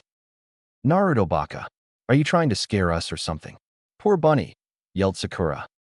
Naruto ignored her as he talked with Kyuubi. Hey Kyuubi, doesn't this seem odd? The rabbit is white, but it's summer. That means it was kept in captivity, which means it was used as a substitution medium. And if your ears are picking the sounds right, I would say that whoever it was just threw a giant sword towards you. Naruto immediately yelled, "Get down!" And he threw himself and his girls to the ground. The others did the same, with Anko bringing Tazuna with her. Not that he minded one bit, since he felt her breasts pressed on the back of his head. The sword hit a 3, and over it appeared a man. "Good ears, Gaki. Maybe there is still hope for you." "Who are you?" asked Kakashi.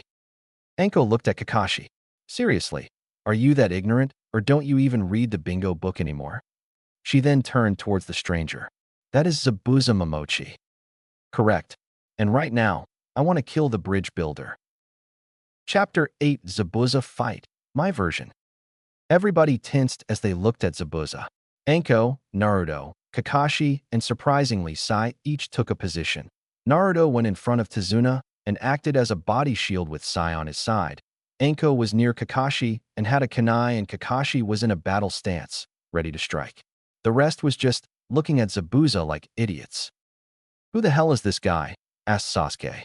"And why are you all so scared anyway? He is just one." Viper looked incredulous to Sasuke. "Are you crazy? That guy is Zabuza, the demon of the bloody mist. A Jonin-level missing nin specialist in the art of silent killing and known to have killed all his colleges in his Chunin exam. How can you not be tense?" Zabuza looked at Viper with interest. "A snake? No, a serpent. I heard about your clan. I myself looked for the contract for ages. Who is your summoner, little one? I'm interested to know the person had succeeded where I failed." Viper smiled. "The Chunin you complimented just a moment ago. And he has 2 contracts. OS, you better watch out." Zabuza looked at the kid, then at the fox near him, and chuckled. "You keep getting more and more interesting, kid. You make me have hope on new green Chunins. Try to survive. It would be a waste to end the career of such promising ninja." Naruto bowed his head. "It is an honor to be recognized by someone of your level, Zabuza Momochi. But perhaps you should consider the odds. 2 Jounins for Chunins and 2 summons. You think you can win? Your only chance is using some sort of technique to hide your presence and try the silent killing you are so praised for." Zabuza chuckled again. "Clever little pipsqueak. You already discovered my plan. Hidden mist jutsu." Suddenly, a heavy mist fell on the team. They were all looking around, trying to spot the enemy. "Where did he go?" asked Sasuke. "You stupid ass. Come here and cover Tazuna." "It is your job," whispered Naruto. "Naruto baka. Stop yelling at Sasuke-kun," yelled Sakura, only for Hikari to smack her with her tails and whisper angrily in her ear, "Quiet. He is trying to use the sound you make to find us. Do you want to be killed or something? Because if that is the case, then I can do the honors." Sakura's eyes widened and she shut up, more out of fear for Hikari than for Zabuza. Zabuza laughed. "If this is the best you can do, it will be easy to hunt all of you. Just for you kiddies, I might show you what you will have to face with me." And with that said, the field was filled with killing intent. 5 people fought the killer intent with their own: Naruto, Anko, Kakashi, Viper, and Hikari. The rest was having a hard time breathing with all the killing intent in the air. So, this is what a Jounin battle is all about. I can't stand it. Must kill myself to escape this. And with that thought, Sasuke grabbed a kunai and was bringing it to his throat. People around the world reading this started cheering, "Die, die, die." "Sasuke, don't worry," said Kakashi reassuringly. "I will protect us all." Sasuke regained his wits. People around the world, damn. So close. "Fuck you, Kakashi." But then a voice said, "I wouldn't be so sure if I was you." But as the demon of the mist was about to attack, he underestimated Hikari's hearing. "Above!" yelled Hikari, and Naruto jumped up and spun around, hitting Zabuza's sword, which the latter used to defend himself. This pushed both away from each other. "You just keep surprising me again and again, kiddo," admitted Zabuza. "He had a good teacher," said Anko behind Zabuza. He jumped in time as a massive number of snakes came out of her sleeves. He cut them with his sword and was about to go for the kill when "Foxtail Fireball," yelled Hikari as she moved her tails, creating 2 fireballs that rushed to her opponent. Zabuza did some quick hand signs. "Water style, water wall." The fireballs hit a gigantic wall of water that appeared around Zabuza. But what he wasn't expecting was that Naruto would use that. Thunder-style, lightning spear. One spear for Naruto, one giant hell of a shock for Zabuza. But as he was electrified, he turned into water. Then, another Zabuza appeared and stabbed Naruto in the ribs, only for the Naruto to disappear in smoke. "It seems I'm not the only one prepared," said Zabuza as he disappeared. Anko, Naruto, and Hikari resumed their places. "Kakashi, what are you doing? You have the fucking Sharingan, use it," whispered Anko, angry at the scarecrow that didn't even move. "And he is the one giving motivational speeches? This guy is fucking lame." "Right," said Kakashi as he pulled his headband up to show a Sharingan eye. Naruto growled at the eye, being the bringer of much pain to him in the past. His mates were trying to soothe him, while also sending glares to Kakashi. Sasuke gasped. "The Sharingan? But only Uchihas can have it. Is Kakashi an Uchiha? So I finally get to see the famous Sharingan. This is going to be tough." The voice of Zabuza was heard. He again underestimated Hikari's hearing. "Foxtail fireball," yelled Hikari as she threw 2 fireballs. Naruto then decided to add up. Wind style, great breakthrough. The 2 attacks then fused. Collaboration jutsu. Kitsune fire tornado. Yelled both as a raging tornado was created. Zabuza had to use all his speed just to avoid the ball. "That thing is deadly. I have to try and avoid that, or I'm screwed." But then Hikari's ear twitched. "There is someone else. Over there." She pointed to some trees. "Okay," yelled Anko. "Naruto, you and your girls take care of whoever it is. Kakashi, lend me a hand here. We are facing a demon. The rest, protect the bridge builder." Naruto and his crew disappeared, leaving the others where they were. This did not sit well with Sasuke. "Why does the dope gets to fight, and I have to stay here? I'm an Uchiha, the elite of elites." "Yes, and a very loud one at that," mocked Zabuza as he once again appeared in front of them. "Forget it, kid. You can't even resist my simple killing intent without your babysitter saying sweet nothings to you. How are you an elite?" Sasuke seethed at this. "I'll show you." And with that, Sasuke ran towards Zabuza. With Naruto, he around the place, making him get behind the place where his enemy was. It seemed that it was an Hunter Nin. He got behind him, using Hikari's help to go unnoticed as she cast a Jinjutsu around him. He felt her chakra, and it felt like a Chunin level chakra. And Hunter Nin with this level of chakra? Don't let looks deceive you, kid. That girl is just as young as you are, but she appears to have taken her training seriously, so her chakra is well developed. Of course, she didn't got the training you had, nor the teachers you did. Still, it is impressive that one such as her is this developed. Are you sure it is a girl? I can't see her face. Positive. I smell her pheromones, and she is female.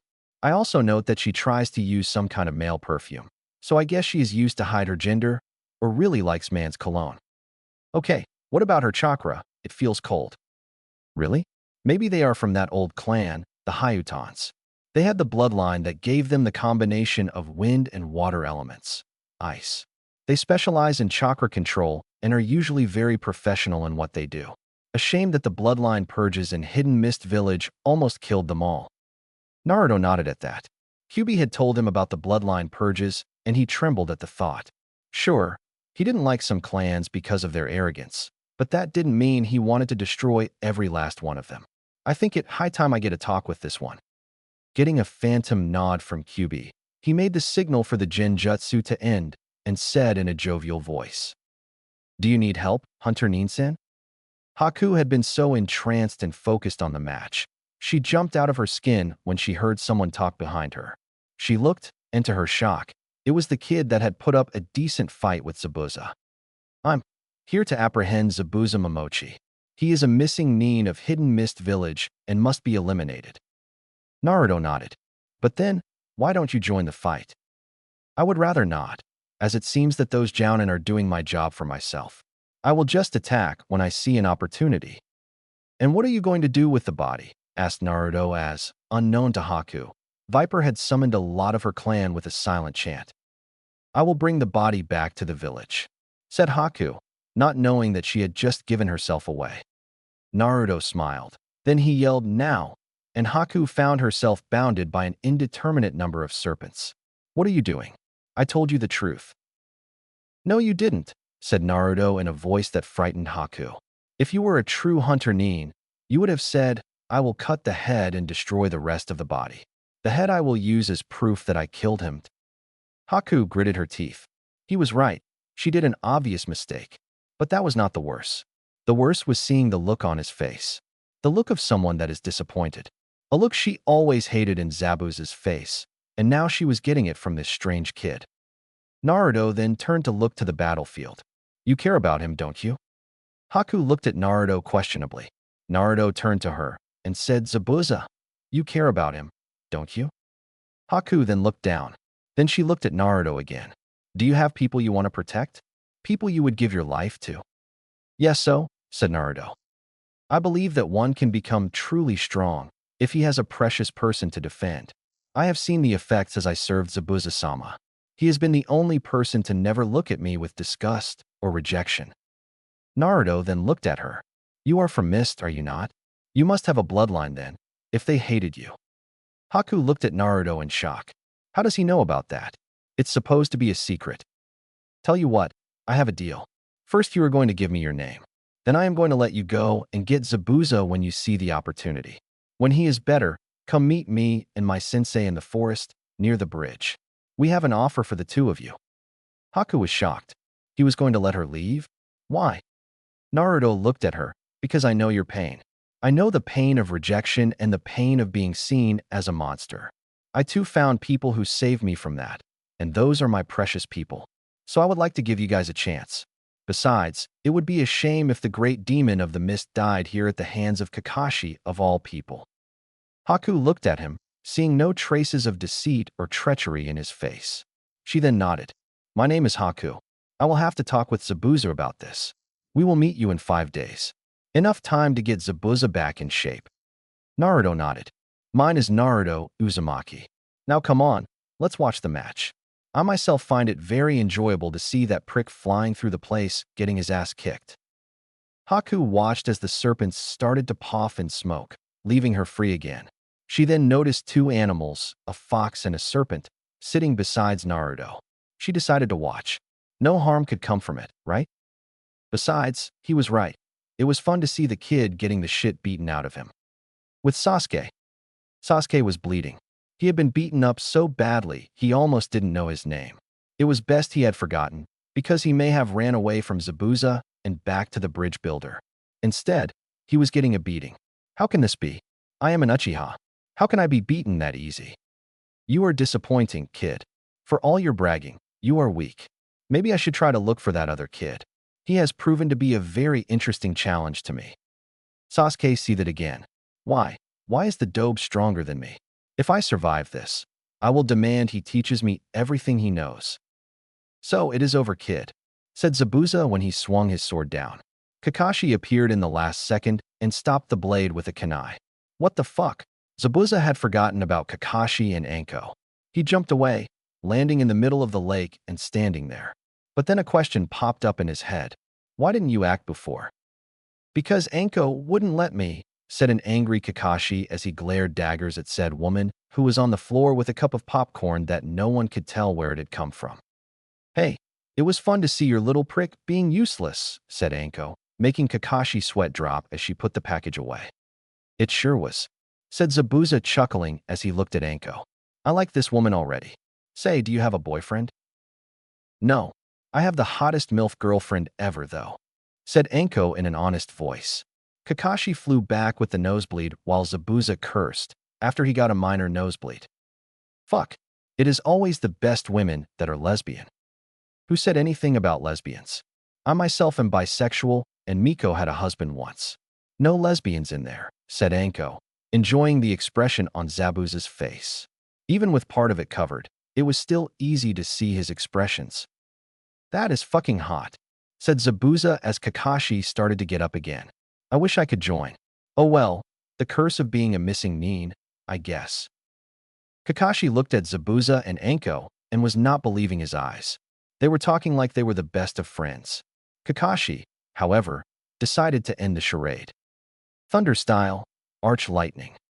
Zabuza had to jump away to avoid the lightning. Trying to use water wall would be a repetition of his mistake, and he never did that. He looked at Kakashi. Can't you see we are having a conversation, man? Or were you too embarrassed to hear anymore? Don't go down that road. The guy is a fucking pervert who reads his Ika books all the time. Though I never saw him with a girl, to be honest, said Anko as she looked at Kakashi. But maybe that is it. Maybe he is just a poor virgin and doesn't like to hear others talking about a thing he never experienced and can only read about. It is sad. Mocked Zabuza. Kakashi gritted his teeth. He was furious, because Zabuza was right. He was just a virgin that never had more than Ika and his hand to comfort him. It is really sad. But the fact that someone like Zabuza would point it out made him furious. I'll show you, he yelled as he ran towards Zabuza. How foolish to try to face a master in water-style jutsus in the middle of the lake. Even if one would forget that, just the feeling of the water should have alerted him. Guess not. Water-style, water prison jutsu, yelled Zabuza as he trapped Kakashi on a bubble. Go to you. He then turned to Anko. Now give me the bridge builder, or I kill him. You can kill him, said Anko as she looked at her nails. It's not like anyone except the council will miss him, and they only won because he is the only one that can teach the kid you beat the crap out of how to use the Sharingan. In fact, there are a bunch of people that would be happy with you killing him. Shut up, Anko, yelled an infuriated Kakashi. Just get me out of here, would you? First, I'm the one in charge, so you don't tell me to shut up or order me to do jack shit. As for getting you out, aren't you copy ninja Kakashi? Get out yourself and stop being lazy, said Anko as she sat down on the grass, giving Zabuza an intended peek at her panty-less pussy through the skirt. With Naruto. That is one way to put a Cyclops in his place, isn't it? Commented Naruto as he watched the show. It is confusing that that woman would treat her fellow Jounin that way. Why does she? Asked Haku. Haku, there is a difference between a normal partner and an unwanted partner. You may get along with the first one, but not the second one. This guy is a total ass and always goes around like he is the greatest. He even gets late to calls from the Hokage. How much of a dickhead must you be to do that? Not only that, said Viper, he always chants about teamwork, but he goes around with an eye he stole from a fallen comrade, a Beto Uchiha, and a dog summoning contract that belonged to another one, Rin Inuzuka. Some even say that, while the first one was unintentional and an accident, the second one was on purpose. He is a monster that only thinks about himself. And add to that, said Hikari, to the fact that he parades around reading a pornographic book without a worry in the world, is always flirting with Anko even though she doesn't flirt back, and try to get a look of Miko naked with his Sharingan. He is a total disgrace. Haku looked confused. Who is Miko? My mom, said Naruto happily. The best mom in the world. She adopted me and my life has been the best. She worries about me, checks on me, teaches me what I need to know, whether practical or theoretical, and asked Haku. She knows all about the security of various clans and village. With her knowledge, I became the fear of ninja of all ranks as my pranks hits every levels. Shouted Naruto, not loud enough to be heard by the group fighting, but still high. Haku's sweat dropped at this, and they kept watching the match. In the fight. Just get me out of here, Anko, yelled Kakashi. Man, he is a pain in the ass. All right, Kakashi, I will save your worthless ass, said Anko as she readied herself. She then threw several kunais. Shadow kunai clone jutsu. The air was filled with kunais as they flew towards Zabuza. His eyes widened, and he released Kakashi as he grabbed his sword and used it to defend himself from the many kunais. Unfortunately, Kakashi wasn't hit either as he fell through the water, too shocked by her tactic to even move. Now that is one nasty technique, but you will have to do better, said Zabuza as he prepared himself to fight again. Kakashi submerged and started shouting as he got up. What the fuck is wrong with you? You could have killed me. Look at my face. Do I look like I care about your life or lack of it? Said Anko in a bored voice. Besides, I did what you wanted. I freed you from that bubble, didn't I? Just be grateful you are alive. Kakashi glared at her as she started running towards Zabuza and engaged him in battle. She sent a fist to his face which he dodged, and when he tried to slice her with his sword, she bended herself, showing her impressive flexibility, making her hands touch the ground as the sword passed over her belly. She then kicked him in the shin, got back up, and did a spin kick. Zabuza caught the offending foot and threw her away. He then ran towards her only for Kakashi to appear in front with a kunai. You again? Don't you learn? You cannot defeat me. Completed Kakashi, making Zabuza's eyes narrow. Zabuza started doing hand signs, and Kakashi did the same at the exactly same time. They both shouted water style, water dragon jutsu, and two giant water dragon appeared out of the lake and hit each other, both bursting into a rain that fell over the two shinobis. What the hell? Thought Zabuza. How is he doing this? Completed Kakashi. Zabuza's eyes widened. Can he read minds? Completed Kakashi. Zabuza and Kakashi then said something at the same time. You will not trick me, you stupid copy monkey. Then Zabuza decided to play a prank. You know, I'm gay, said Kakashi, only for his eyes to widen. What? Gotcha you, chuckled Zabuza. Kakashi seethed. Is everybody going to mock me? I'm getting fed up with it. Look on the bright side, Kakashi. You always wanted my attention and now you have it. Even if it means dying of embarrassment, said Anko in a goofy tone.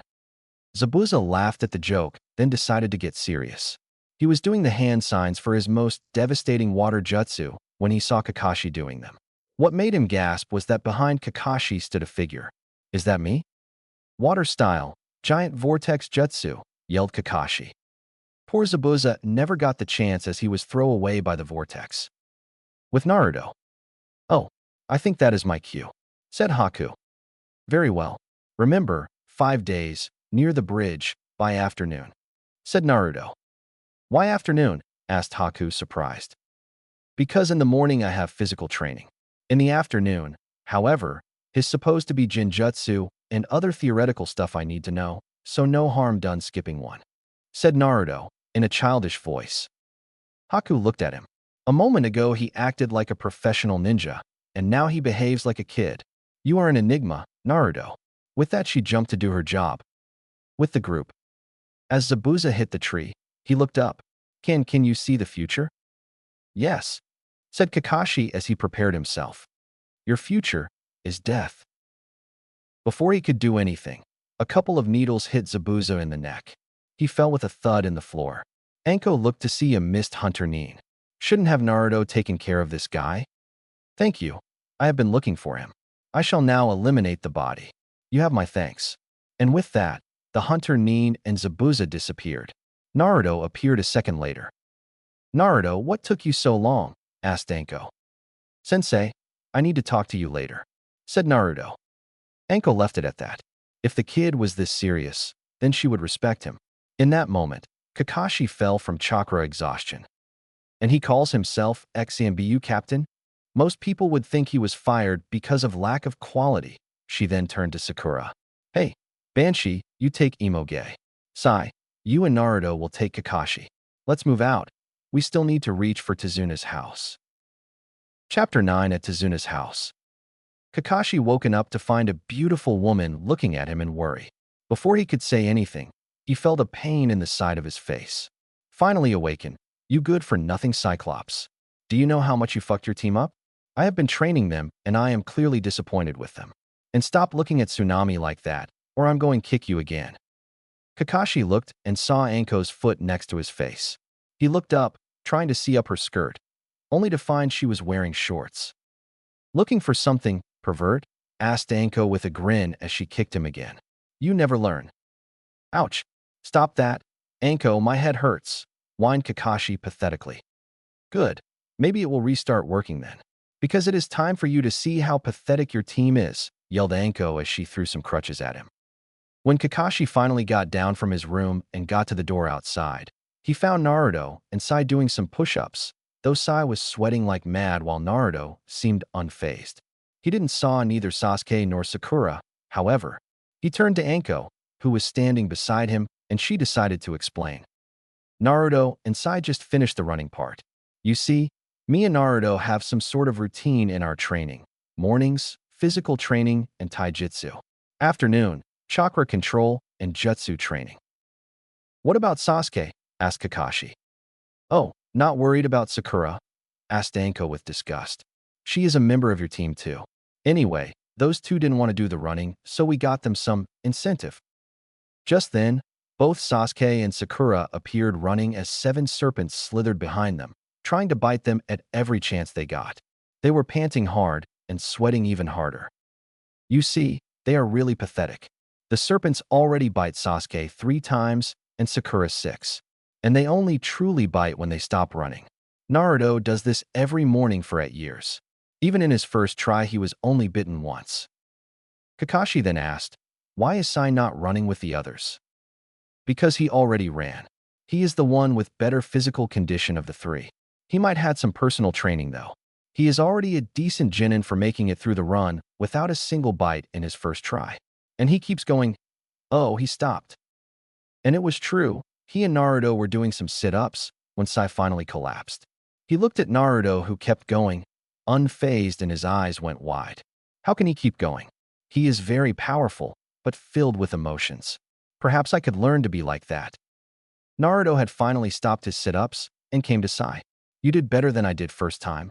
Not bad. Thanks. Say, Naruto, could I have a word with you? Asked Sai. Naruto then looked as Anko was forcing them to do the leg push-ups, though it looked like it would take some time until they were done. Sure, it will give us some time to rest before the spars. They walked away from the group. When they were finally away from prying ears, Naruto asked, "So what is eating you?" "I want to train with you from now on." Sai was looking at Naruto directly. "Both my teachers seem rather lacking when I compare myself with you. Kakashi never teaches me anything, only Sasuke, and even then, you can see the results.